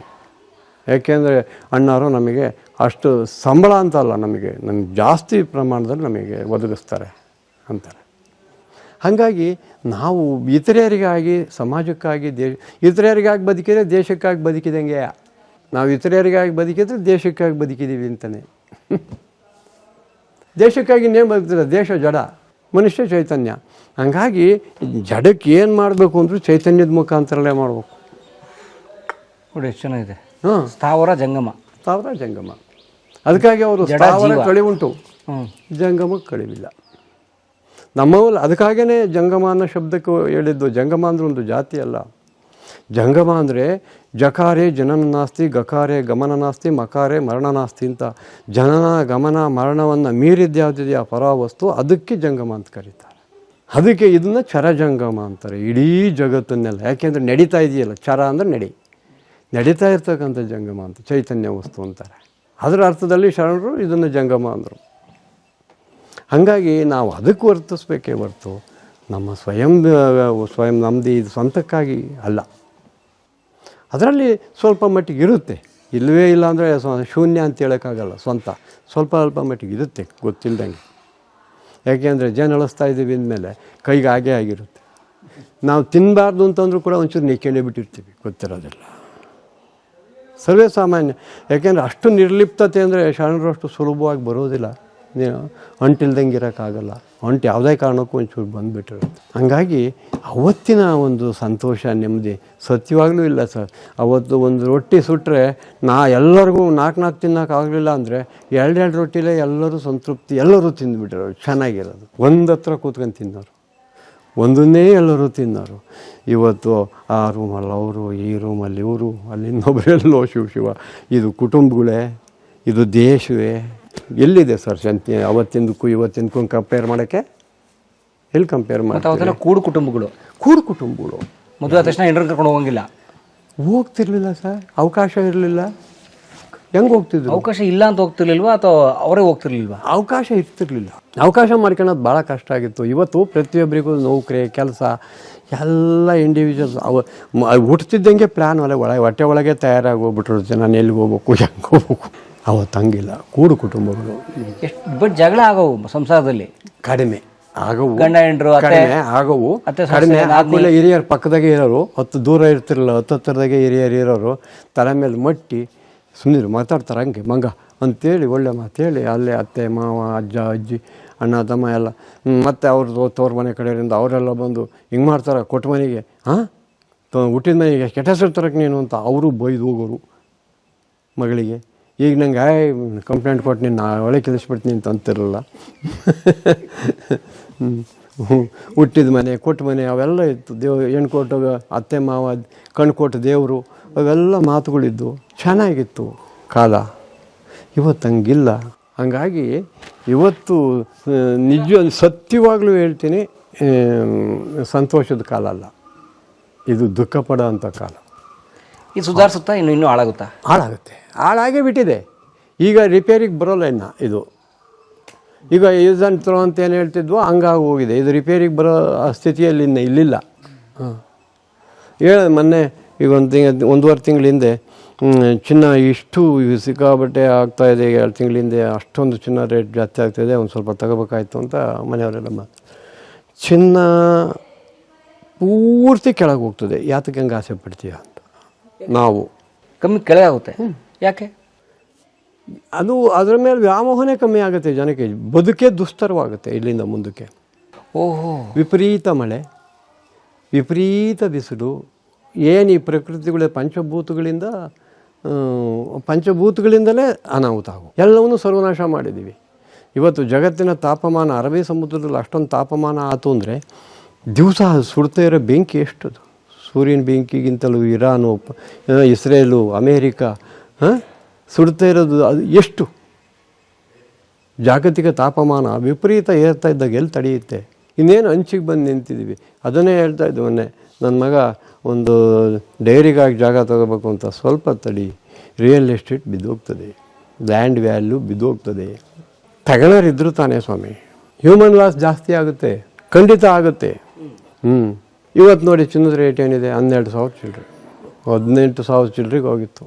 18,000 ಚಿಲ್ಲರೆಗೆ ಹೋಗಿದ್ದು ಇವತ್ತು 12,000 ಚಿಲ್ಲರೆ, 16% ಕಮ್ಮಿ ಆಗಿದೆ. 10,000ಕ್ಕೆ ಬಂದರೆ ಆಶ್ಚರ್ಯ ಇಲ್ಲ ಅಂತ ಲೆಕ್ಕಾಚಾರ ತಜ್ಞರು ಮಾತಾಡ್ತಾ ಇದ್ದಾರೆ. ಅಂದರೆ ಖರೀದಿ ಮಾಡೋರಿಲ್ಲ ಅದೀಗ ಅದನ್ನು, ಯಾಕಂದ್ರೆ ಜನರು ಖರೀದಿ ಮಾಡೋಕ್ಕೆ ಹೆದರ್ತಾರೆ. ಇವತ್ತು ನೋಡಿ ಸರ್, ಅಡುಗೆ ಗ್ಯಾಸ್ ಸಿಗ್ತಾ ಇಲ್ಲ, ಪೆಟ್ರೋಲಿಯಂ ಡೀಸೆಲ್ ಪ್ರಾಬ್ಲಮ್ ಆಗುತ್ತೆ ಅಂತ ಊಹಾಪೋಹ ಹಬ್ಬಿಸ್ತಾ ಇದ್ದಾರೆ ಜನ. ದೇಶದಲ್ಲಿ ಸಾಕಷ್ಟು ಸ್ಟಾಕ್ ಇದೆ, ತೊಂದರೆ ಇಲ್ಲ, ಆದರೂ ಕೂಡ ಜನ ಉಯಿಲುತ್ತಾ ಇದ್ದಾರೆ. ಅಯ್ಯೋ ಜೀವ ಉಳ್ಕೊಂಡ್ರೆ ಸಾಕು, ಇದು ಜೀವನ ಮಾಡಿದ್ರೆ ಸಾಕು, ಈಗ ಚಿನ್ನ ತಾನೇ ಮಾಡ್ಕೊಳ್ಳೋಣ ಅಂತಾರೆ ಹೂಡಿಕೆಯರು. ಚಿನ್ನ ಕೊಂಡ್ಕೊಂಡು ಹೂಡಿಕೆ ಮಾಡ್ತಿದ್ದರು, ಇವತ್ತು ಅದು ಬಿದ್ದೋಯ್ತು ಶೇರ್ ಮಾರ್ಕೆಟು. ಅದು ಏನು ಎಂದೆಂದೂ ಕಂಡರಿಯದಷ್ಟು ಪಾತಾಳಕ್ಕೆ ಬಿದ್ದೋಯ್ತು ಜಾಗತಿಕ ಮಟ್ಟದಲ್ಲಿ. ಹೆಂಗಾಗುತ್ತೆ ಇವತ್ತಿನ ಜೀವನ ನೆಮ್ಮದಿ ಶಾಂತಿ? ಹಳ್ಳಿಯಿಂದ ಹೂಡಿಕೆ ಮಾಡಿದ್ದಾರೆ ಸರ್. ಇಲ್ಲಿ ನಮ್ಮ ಉಪ್ಪಾರ ಕಾಳೆನಹಳ್ಳಿ ಕುಗ್ರಾಮ, ಇದು ಬೆಟ್ಟದ ತಪ್ಪಲಿಂದು ಕೊನೆ, ಇಲ್ಲಿ ಯಾರಿಗೂ ಏನೂ ಗೊತ್ತಿಲ್ಲ ಅಂದರೂ ಕೂಡ ಶೇರ್ ಮಾರ್ಕೆಟಲ್ಲಿ ಈ ಹಳ್ಳಿ ಲಂಬಾಣಿಯರು ಶೇರ್ ಮಾರ್ಕೆಟಲ್ಲಿ ಹೂಡಿದ್ದಾರೆ, ಶೇರ್ ಮಾರ್ಕೆಟಲ್ಲಿ ದುಡ್ಡು ಹೂಡಿದ್ದಾರೆ. ಹಿಂಗಾದಾಗ ಅಧೋಗತಿ ಹೆಂಗೆ ಸ್ಟಾರ್ಟ್ ಆಗುತ್ತೆ ಅಂತ ಗೊತ್ತಿಲ್ಲ. ಆಮೇಲೆ ಇನ್ನೊಂದು, ಇದು ಲೆವೆಲ್ಲರ್ ಅದ್ರ ಕೈಲೇ ಇಟ್ಕೊಂಡಿದೆ, ಯಾರಿಗೂ ಗೊತ್ತಿಲ್ಲ. ಓಹೋ, ಇದು ಮಾಸ್ಟರ್ ಏನಿದೆ, ನಮ್ಮ ಮಾಸ್ಟರು ಪ್ರಕೃತಿಯಲ್ಲಿ ಯಾರಿಗೂ ಕಾಣಲ್ಲ, ಯಾರಿಗೂ ಗೊತ್ತಿಲ್ಲ. ಅದು ಹೆಂಗೆ ಸುಮ್ಮನೆ ಒಂದು ಮಟ್ಕೋರಿ ಎಳ್ಕೊಂಡು ಹೋಗ್ಬಿಟ್ರೆ ಎಲ್ಲ ಲೆವೆಲ್ಲಾಗಿ ಹೋಗ್ಬಿಡುತ್ತೆ. ಎಷ್ಟೇ ಬುಗ್ಬು ತಬ್ಬುಗಳಿದ್ರು ಯಾರಿಗೂ ಗೊತ್ತಾಗಲ್ಲ ಅದು. ಇದು ಎಲ್ಲಿವರೆಗೆ ಅಂತ ಸೇರಿಸಬಲ್ದು, ಮೀರಿ ಹೋಗಿ. ಇವಾಗ ಎಲ್ಲೆಲ್ಲೂ ದೇವಸ್ಥಾನಗಳು, ಎಲ್ಲೆಲ್ಲೂ ದೇವರುಗಳು, ಜನ ಎಲ್ಲ ವಿಪರೀತ ಸ್ವಾರ್ಥ.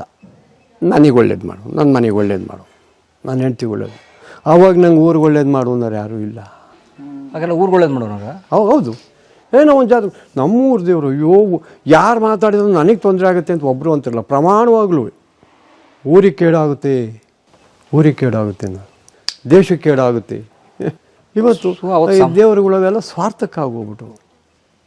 ಅವತ್ತು ಸಮಷ್ಟಿ ಪ್ರಜ್ಞೆ, ಸಮಷ್ಟಿ ಇವತ್ತು ವೇಷ್ಟಿ, ಸಮಷ್ಟಿ ಸುದ್ದಿನೇ ಇಲ್ಲ ಇವತ್ತು. ಯಾವಾಗ ವ್ಯಕ್ತಿಗತವಾಗಿ ವ್ಯವಸ್ಥೆಯನ್ನು ಚಿಂತನೆ ಮಾಡೋಕತ್ತಿದ್ದ ನಾವು ಮನುಷ್ಯ, ಆವಾಗಲೇ ಇವನು ಅಧೋಪತನಕ್ಕೆ ಇಳಿದ ಅಂತ, ತನ್ನ ಪತನಕ್ಕೆ ತಾನೇ ಕಾರಣ ಆಗಿದ್ದಾನೆ. ನನಗನ್ಸುತ್ತೆ ಒಳಗಡೆನೆ ಲಿಂಗಯ್ಯ ಇಷ್ಟೊಂದು ಕೆಟ್ಟದಾಗಬಾರ್ದಾಗಿತ್ತು. ಇಷ್ಟು ಜಲ್ದಿ ಒಂದೇ ತಲೆ ಒಳಗೆ ನಾವು ಇದು ನೋಡ್ಕೊಂಬಂದವರು ಇನ್ನೂ ನಾನು ಬದುಕಿದ್ದಂಗೆ ಇದನ್ನೆಲ್ಲ ನೋಡಬೇಕಾ ಅನಿಸುತ್ತೆ. ಇಷ್ಟು ಕೆಟ್ಟದಾಗಿದೆ. ಈಗ ಈ IT ಒಂದು ಬಂದುಬಿಟ್ಟು ಜನಗಳು ಎಲ್ಲ ಅದಕ್ಕೆ ಹೋಗಿ ಅಲ್ಲಿಂದ ಬೆಂಗಳೂರಿಂದ ದುಡ್ಡು ತಂದು ಹಳ್ಳಿಯಲ್ಲಿ ಸುರಿತಾ ಇದ್ದಾರೆ. ಏನೂ ಮಾಡೋಕ್ಕಾಗೋದಿಲ್ಲ, ಆ ಮಟ್ಟಕ್ಕೆ ಸುರಿತಾ ಇದೆ. ಈಗ ಬಂದಿದ್ದ ಹುಡುಗ, ನಾನು ತೋಟ ಮಾಡಬೇಕು ಅಂತ ಬಂದೇನಿ, ಸಜೆಷನ್ ಬೇಕು ಅಂತ. ಈಗ ಇಲ್ಲಿ ಜಯರಾಮ್ ಶೆಟ್ಟರ್ ಜೊತೆಗೆ ಬಂದಿದ್ನಲ್ಲ ಹುಡುಗ, ಅವನು ಏನೋ ಒಂದೆಲ್ಲ ಈ ಸಿಸ್ಟಮ್ಗಳನ್ನ ತಯಾರು ಮಾಡಿ ಮಾರಾಟ ಮಾಡ್ತಾನೆ ಅಂತ, ಒಳ್ಳೆ ಸಮೃದ್ಧಿಯಾದ ಕೆಲಸದಲ್ಲಿದ್ದಾನೆ. ಆದ್ರೂ ನಾನು ದುಡ್ಡಿದೆಯಲ್ಲ, ಈಗ ಒಂದಷ್ಟು ಜಮೀನಿದೆ, ಅದು ಮಾಡಬೇಕು, ಡೆವಲಪ್ ಮಾಡಬೇಕು, ಏನೇನೆಲ್ಲ ಮಾಡಬೇಕು ಅಂತ ಬಂದೀನಿ ಇಂದ. ಹಿಂಗಾದಾಗ ಏನಾಗುತ್ತೆ? ಅದು ಮಾಡಬಾರ್ದಾ? ಮಾಡ್ಬೋದು ಅಲ್ಲ, ಅವ್ನು ಮಾಡೋಕ್ಕಾಗತ್ತಾ? ಅವನು ಇಲ್ಲಿ ಇರ್ತಾನ? ಮಾಡಿರೋ ಉಳಿತವ? ಒಂದು ತೆಂಗಿನ ಸೊಸೆಯನ್ನು ನಟ್ಟ ಅಂದರೆ ಅವನಲ್ಲಿದ್ದು ನೋಡ್ಕೊಂಡ್ರೆ ಮಾತ್ರ ಬೆಲೆ ಯಾಕೆ ಹೋಗ್ಬಿಡೋದು? ಗಿಡ ಬೆಳೆಯೋಕ್ಕೆ ನೀರು ಬೇಕು, ಗೊಬ್ಬರ ಬೇಕು, ಅದಕ್ಕೆ ಜೋಪಾನ ಮಾಡಬೇಕು. ತೆಂಗಿನ ಸಸಿಗೆ ಹುಳ ಬೀಳ್ತವೆ, ಗೆಡ್ಡೆ ಮುಂದಾಗ ತಿಂದಾಗ್ತವೆ. ಭಾಳ ಕಷ್ಟ ಇದೆ. ಅಲ್ಲಿ ದುಡ್ಡಾದಂಗೆ IT ಇಲ್ಲಾಗಲ್ಲ. ಇಲ್ಲೇನಿದ್ರೂ ಖರ್ಚಾಗುತ್ತೆ, ಆದಾಯ ಕಮ್ಮಿ ಆಗುತ್ತೆ. ಹಾಗಾಗಿ ಭಾರಿ ಕಷ್ಟ ಇದೆ. ಇವತ್ತು ತೋಟದಲ್ಲಿ ಬಿದ್ದರೆ ಕಾಯಿ ತುಂಬ್ಕೊಂಬಂದು ಟ್ಯಾಕ್ಟ್ರ್ ಇದೆ, ಕಾಯಲ್ಲಿದೆ, ತಂದಿಲ್ಲಿಗೆ ಹಾಕೋಣಕ್ಕಾಗ್ತಾಯಿಲ್ಲ. ಬೇಜಾರು ಮಾಡಬೇಡಿ. ಇಂಥ ಪರಿಸ್ಥಿತಿಗೆ ಹಳ್ಳಿ ತಲುಪಿ ಹೋಗಿದೆ. ನಿರುದ್ಯೋಗಿಗಳು ದುಡ್ಡು ಕೊಡ್ತೀವಿ ಅಂತಾರೆ, ಯಾವ್ಯಾವುದ್ರಾಗೋ ಗೋಲ್ಮಾಲ್. ಉದ್ಯೋಗ ಖಾತ್ರಿ ಯೋಜನೆ, ಖಾತ್ರಿ ಅಲ್ಲ, ಸರ್ಕಾರದಿಂದ. ಒಬ್ಬನು ಕೂಲಿ ಆಳು ಕೆಲಸ ಮಾಡಲ್ಲ, JCP ಇಟ್ಯಾಚ್ಗಳಲ್ಲಿ ಮಾಡಿಸ್ತಾರೆ. ಉದ್ಯೋಗ ಖಾತ್ರಿ ಯೋಜನೆ ಅಂತ ಕೋಟಿ ಲೂಟಿ ಹೊಡಿತಾರೆ. ಕಣ್ಣಿಗೆ ಕಾಣ್ತೈತೆ ಪ್ರತಿಯೊಬ್ಬರಿಗೂ, ನಿಮಗೆ ನಮಗೆ ಎಲ್ಲರಿಗೂ. ಒಂದೇ ಒಂದು ಸಣ್ಣ ಆಯುಧ ಹಿಡ್ಕೊಂಡು ಕೆಲಸ ಮಾಡೋರು ಒಬ್ಬರು ಇಲ್ಲ, ಮಾಡಲ್ಲ. ಆದರೂ ಉದ್ಯೋಗ ಖಾತ್ರಿ ಅಲ್ಲ. ಅದಕ್ಕೆ ಇವಾಗ ಮನ್ರೇಗಾ ಅವರು ಅದೆಂಥದ್ದು ರಾಮ್ಜಿ ಕೇಂದ್ರದವರು ಹೊಡೆದಾಟ. ಇವರಿಲ್ಲಿ ಲೂಟಿ ಹೊಡೆಯೋ ಕೋಟಿ ಸುಮ್ಮನೆ ಹೊಡಿತಿದ್ರು. ಇವತ್ತಿಲ್ಲಿ ಯಾರನ್ನ ಕರ್ಕೊಂಡು ಹೋಗೋದು 4 ಜನ, ಅವನಿಗೆ ಸಮೃದ್ಧಿಯಾಗಿ 4 ಜನ ಕೂಡಿಸ್ಬಿಟ್ಟು ಸೈನ್ ಹಾಕು, ನಾವಲ್ಲಿ ಇಷ್ಟು ದಿವಸ ಕೆಲಸ ಮಾಡಿದ್ದೀವಿ ಅಂತ. ಅವನ ಕರ್ಕೊಂಡು ಹೋಗೋನಲ್ಲಿ ಇಸ್ಕೊಂಡು ಫೋಟೋ ತೆಗೆಸಿ ದುಡ್ಡು ತಗೊಂಡದವರು, ಇಟ್ಯಾಚಲ್ಲಿ ಕೆಲಸ ಮಾಡಿಸಿ. ಇಂಥ ಸ್ಥಿತಿ, ಇಷ್ಟನ್ಯಾಯ ಓಪನ್ ತೆರೆದು ಓಪನ್ ಸತ್ಯ ಇದು, ಓಪನ್ ಟ್ರೂತ್ ಇದು. ಕಂಡು ಒಬ್ರಿಗೂ ಮಾತಾಡೋವಷ್ಟು ಶಕ್ತಿ, ಧೈರ್ಯ ಇಲ್ಲ, ಒಬ್ರಿಗೂ ಯೋಚನೆ ಮಾಡೋ ಶಕ್ತಿನೂ ಇಲ್ಲ. ಹಂಗಾಗಿ ಎಲ್ಲ ಕಳ್ಕೊಂಬಿಟ್ಟಿದ್ದೀವಿ. ಹೆಂಗೆ ಉದ್ಧಾರ ಆಗುತ್ತೆ ಸರ್? ತಲುಪಬೇಕಾದ್ದು ಯಾರು ಅದಕ್ಕೆ ಅರ್ಹರಿದಾರೋ ಅವರಿಗೆ ತಲುಪ್ತಾ ಇಲ್ಲ, ಯಾರಿಗೋ ತಲುಪ್ತಾ ಇದೆ, ಯಾರಿಗೋ ಹೋಗ್ತಾ ಇದೆ. ನೀವು ನಂಬ್ತಿರೋ ಬಿಡ್ತಿರೋ, ಮೋದಿಯವರು ಕೊಟ್ಟಂಥ ರೈತರಿಗೆ ಅಂತ ಗಿಫ್ಟ್ ಕೊಟ್ಟರಲ್ಲ, ನಾನು ನನ್ನ ಹೆಂಡತಿ ನನ್ನ ಮಗ 3 ಜನ ನಾವು ಅವತ್ತಿನಿಂದಲೂ ಅಪ್ಲಿಕೇಶನ್ ಹಾಕಿಲ್ಲ. ಅವರು ಕೃಷಿ ಭಾಗ್ಯ ಏನು ಮಾಡಿದ್ರೋ ಅದನ್ನು ನಾವು ತಗೊಂಡಿಲ್ಲ. ಇವತ್ತಿನವರೆಗೂ ನಮ್ಮ ಅಕೌಂಟಿಗೆ ₹1 ಬಂದಿಲ್ಲ. ವಿದ್ಯುತ್ ಶಕ್ತಿ ಸಿದ್ದರಾಮಯ್ಯ ಮಾಡಿದ್ದು ನಾವು ಫ್ರೀ ತಗೊಂಡಿಲ್ಲ. ರೇಷನ್ ಕಾರ್ಡ್ ಇಲ್ಲ, ನಂಬ್ತೀರಾ? ನಮ್ಮ ಮಂತನಕ್ಕೆ ರೇಷನ್ ಕಾರ್ಡ್ ಇಲ್ಲ. ಶಕ್ತಿ AP ಕಾರ್ಡ್ ಕೂಡ ಇಲ್ಲ, APLೂ ಇಲ್ಲ. ಬಸ್ ಫ್ರೀ ಇದೆ, ಬಸ್ಸಲ್ಲಿ ಹೋಗಲ್ಲ, ನಾವು ಹೋಗೇ ಇಲ್ಲ. ಒಂದು ಕ್ಷಣನೂ ಬಸ್ ಹತ್ತಿಲ್ಲ. ನಾನು ಇವತ್ತು ತಿಂಗಳ ಬಿಲ್ ಕಟ್ತಾ ಇದ್ದೀನಿ ಮನೆಗೆ. ಭಾಗ್ಯ ಜ್ಯೋತಿ ತಗೊಂಡಿಲ್ಲ. ಗೃಹ ಜ್ಯೋತಿ ತೊಗೊಂಡಿಲ್ಲ. ಎಷ್ಟು ಹೇಳಿದ್ರು ಗೃಹ ಜ್ಯೋತಿ ನೀವು ಅಪ್ಲಿಕೇಶನ್ ಕೊಡಿ, ಅದೆಂತಂತಂದು ಕೊಡಿ ಅಂತ ಕೇಳಿದ್ರು. ಇಲ್ಲಪ್ಪ ಬೇಡ, ನಾವನ್ನೆಲ್ಲ ಡಾಕ್ಯುಮೆಂಟ್ ಒದಗಿಸಿ ಕೊಡೋಕ್ಕಾಗಲ್ಲ ನಿಮಗೆ, ನಮ್ಮ ಕೈಲಾಗಲ್ಲ, ಅಷ್ಟೊಂದು ಟೈಮ್ ಇಲ್ಲ ನಮಗೆ ಅಲ್ಲೆಲ್ಲ ಹೋಗಿ ನಿಂತ್ಕೊಂಡು ತಂದು ಮಾಡೋಕ್ಕೆ.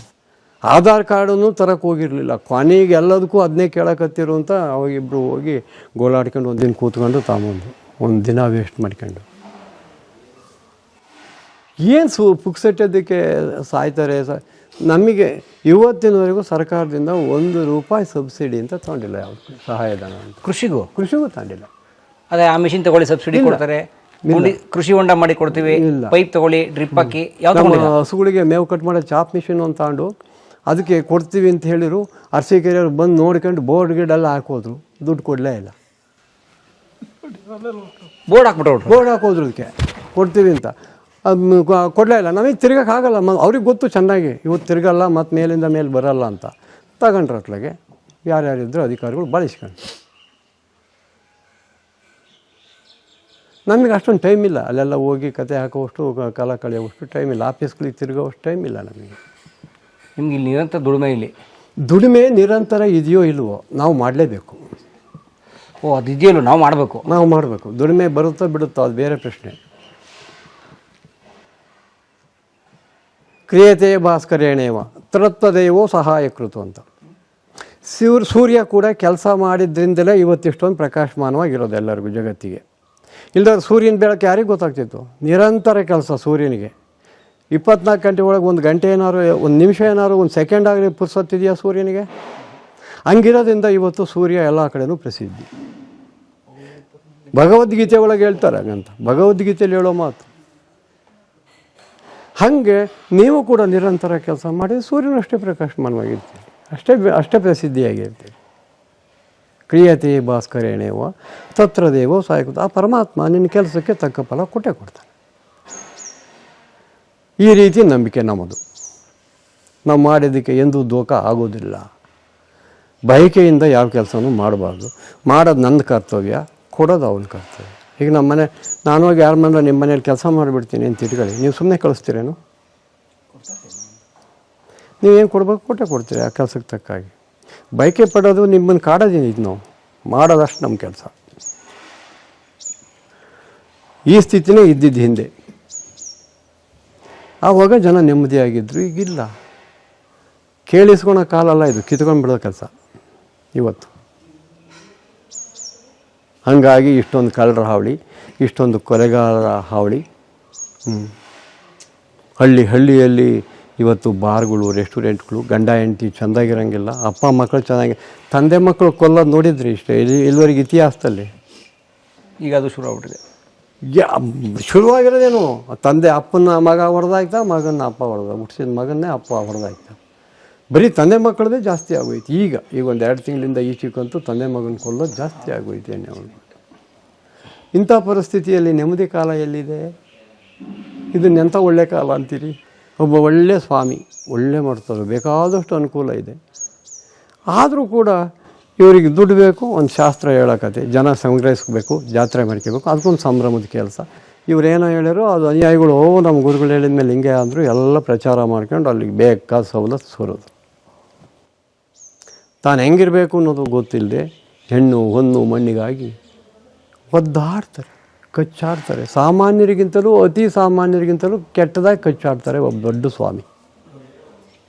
ಕಾರಣ ಯಾಕೆ?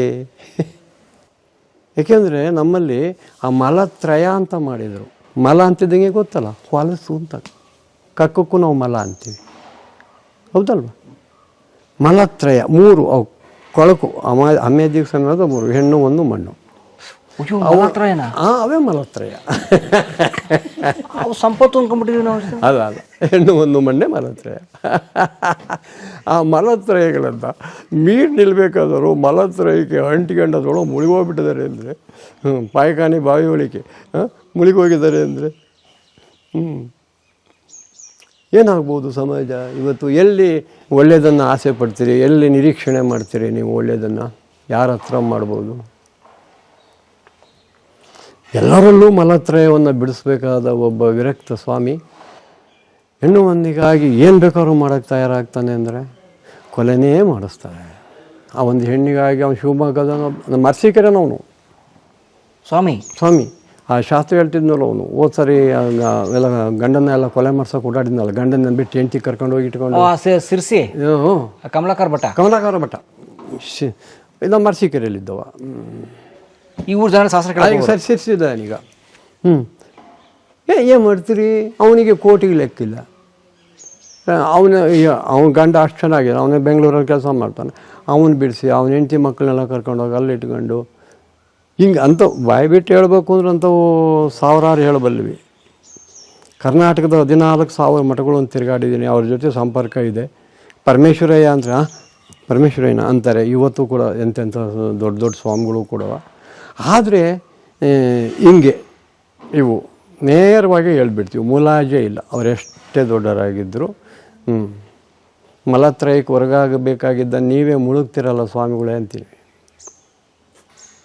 ಆ ಹೊಲಸ್ಕಂಡ ಸ್ವಾಮಿಗಳಿಗೆ ಕೈ ಮುಗಿಯೋಕ್ಕೂ ಇಷ್ಟಪಡಲ್ಲ. ಬೇಜಾರು ಮಾಡಬೇಡಿ, ನಿಮ್ಮ ಮೀಡಿಯಾದ ಮುಖಾಂತರ ಹೇಳ್ತೀನಿ. ಹಿಂಗಾದಾಗ ಜಗತ್ತು ಹೆಂಗೆ ಉಳಿಬೇಕು, ಹೆಂಗೆ ಸರಿಯಾಗಬೇಕು? ಜನಸಾಮಾನ್ಯರು ನೆಮ್ಮದಿ ಶಾಂತಿಯಿಂದ ಇರೋದು ಹೆಂಗೆ? ಉದ್ದೇಶ ಏನು ಇವರನ್ನು ಮಾಡಿದ್ದು? ಊರಲ್ಲೊಂದು ಗುಡಿ ಕಟ್ಟಿದ ಉದ್ದೇಶ ಏನು? ನಾವು ಎಲ್ಲರೂ ಒಂದು ಒಗ್ಗಟ್ಟಾಗಿ ಒಂದು ನೆಮ್ಮದಿಯಾಗಿ ಇರಬೇಕು ಅನ್ನೋ ಒಂದು ಉದ್ದೇಶ. ಇವರೆಲ್ಲ ಸೇರಿ ನಮ್ಮನ್ನು ಒಗ್ಗಟ್ಟು ಮಾಡಲಿ ಅಂತ. ಇವರೇ ಯಾರ ಹೆಂಡ್ತಿಗಾಗೋ ಯಾರಿಗಾಗೋ ಇವರೇ ಎಲ್ಲರನ್ನೂ ಬೈಪರ್ಕೇಷನ್ ಮಾಡ್ತಾರೆ, ಪೀಸ್ ಮಾಡ್ತಾರೆ ಅಂದರೆ, ಊರನ್ನು ಪಾರ್ಟಿ ಮಾಡ್ತಾರೆ ಅಂದರೆ ಏನಾಗಬೇಕು? ಎಲ್ಲಿ ನೋಡ್ತೀರಿ? ಮಠಗಳು ಇದ್ದಿದ್ದು ಅಥವಾ ಗುಡಿಗಳಿದ್ದಿದ್ದು ಹೌದು, ಊರನ್ನ ಒಟ್ಟು ಮಾಡೋಕ್ಕೆ.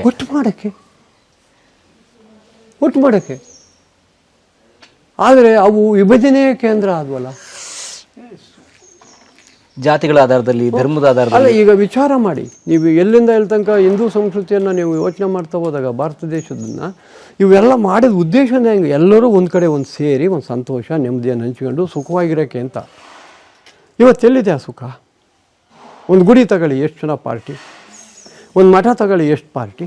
ಇವ್ರ ಕಡೆ ಇವ್ರು ಅದು ಹುಲಿ ತಿಂದಿದ್ದನ್ನು ನರಿ ತಿಂತಂತೆ, ನರಿ ತಿಂದಿದ್ದನ್ನು ನಾಯಿ ತಿಂತಂತೆ. ಯಾಕೆಂದರೆ ನೇರವಾಗಿ ನಾಯಿ ಹೋಗಿ ತಿನ್ನೋಕ್ಕಾಗಲ್ಲ, ನೇರವಾಗಿ ನರಿ ಹೋಗಿ ತಿನ್ನೋಕ್ಕಾಗಲ್ಲ, ಹುಲಿ ತಿಂದುಬಿಟ್ಟು ತಿಂತವಂತೆ.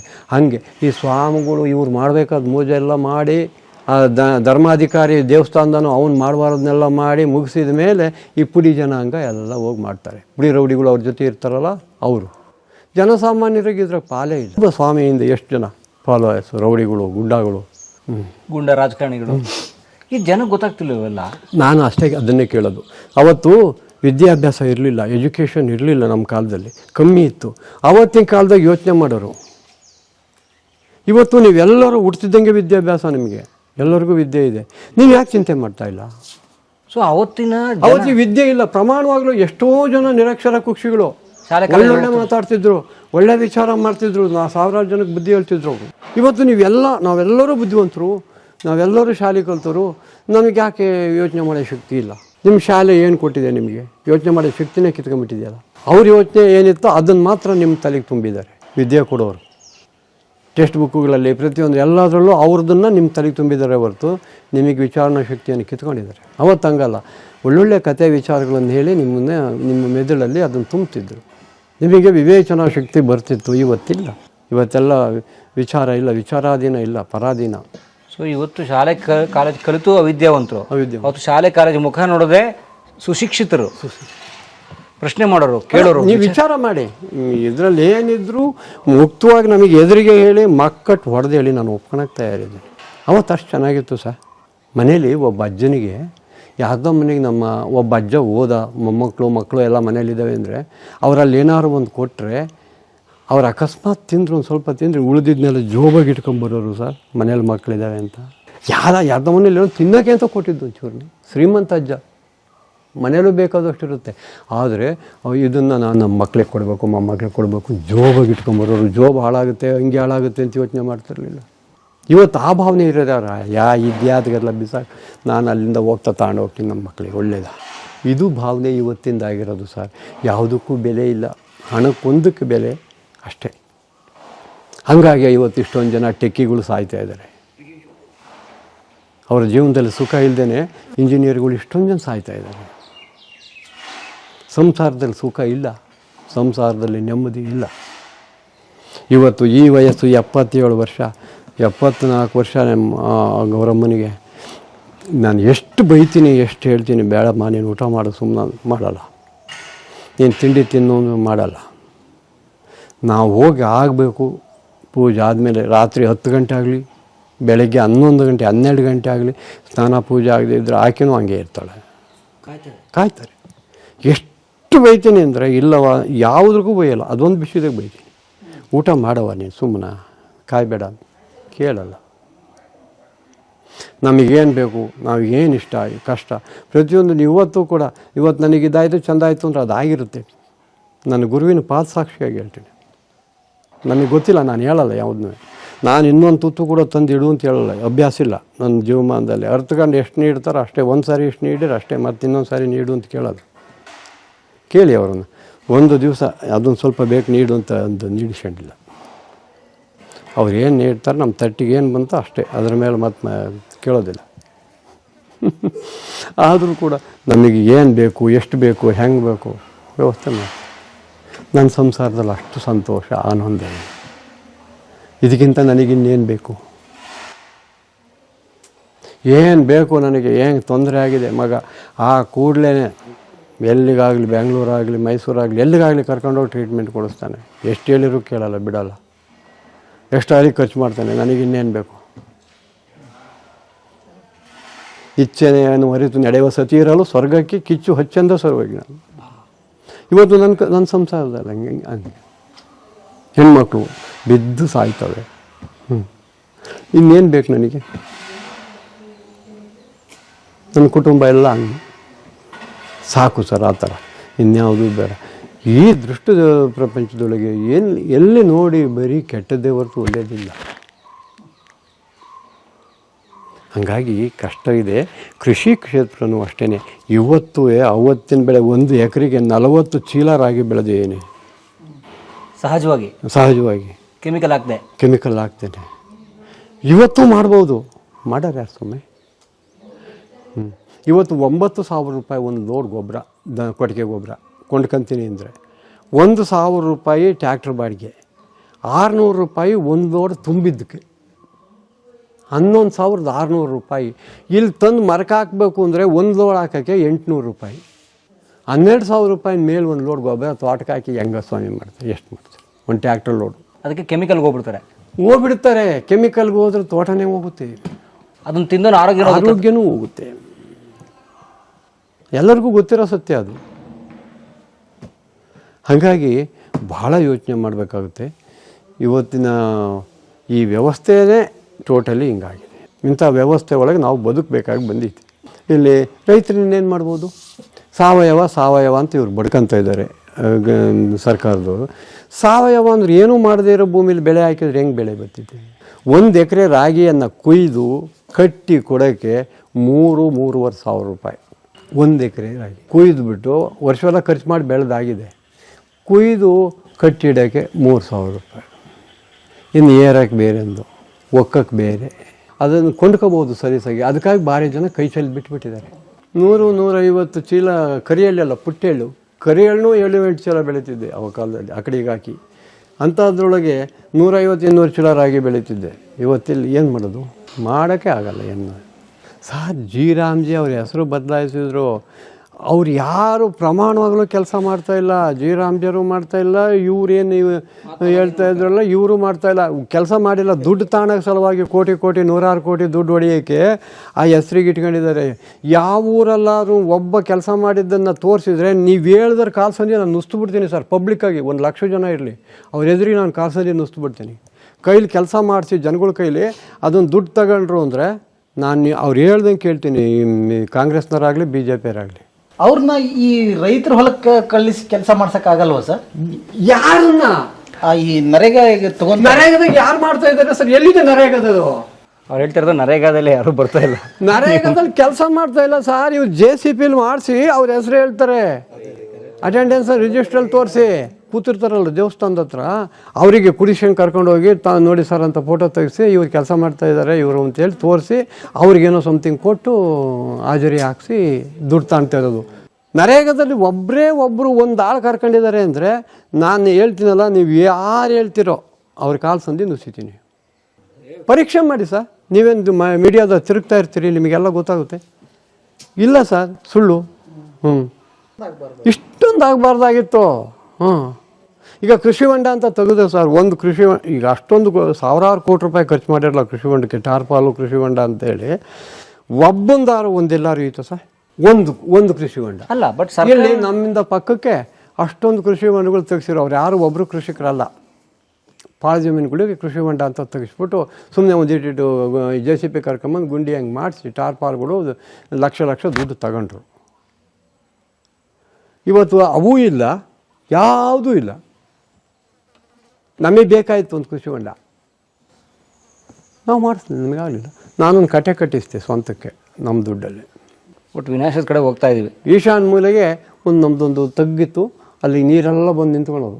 ನಾವು ಅಲ್ಲಿಗೊಂದು ಏರಿಯಾ ಹಾಕ್ಸ್ಕೊಂಬಿಟ್ಟು ನಮ್ಮ ಜಮೀನು ನಮ್ಮ ತಂತಿವೇಲಿ ಒಳಗೆ ಚೆಕ್ ಡ್ಯಾಮೇ ಆಗೋಯ್ತದೆ. ಚೆಕ್ ಡ್ಯಾಮ್ ಆಗೋದು, ನೀರು ನಿಂತ್ಕೊಳುತ್ತೆ. ಅದ್ರ ಹಿಂದ್ಗಡೆಯಲ್ಲೇ ಒಂದು ಬೋರ್ ಐತಿ, ವರ್ಷವೆಲ್ಲ ಸಮೃದ್ಧಿಯಾಗಿ ಓಡ್ತವೆ, ಒಂದು 3-4 ಬೋರು. JCP ಕರ್ಸ್ಬಿಟ್ಟತ್ಲಿಗೆ ಏರಿಯಾ ಹಾಕಿಸ್ತೀನಿ ಅಂದೆ, ಕಳಿಸ್ಕೊಟ್ಟ, ಹಾಕ್ಸಿದ್ದೆ. ಅದಕ್ಕೂ ಹೊಟ್ಟೆ ಬರೀ ಅದನ್ನು ಯಾವ ದುಡ್ಡು ತಗೊಂಬಿಟ್ಟವನು ಅಂತ ನನಗೆ ಫೋಟೋ ಹೊಡ್ಕೊಂಡೋಗಿ ತಗೊಂಬಿಡ್ತಾರೆ.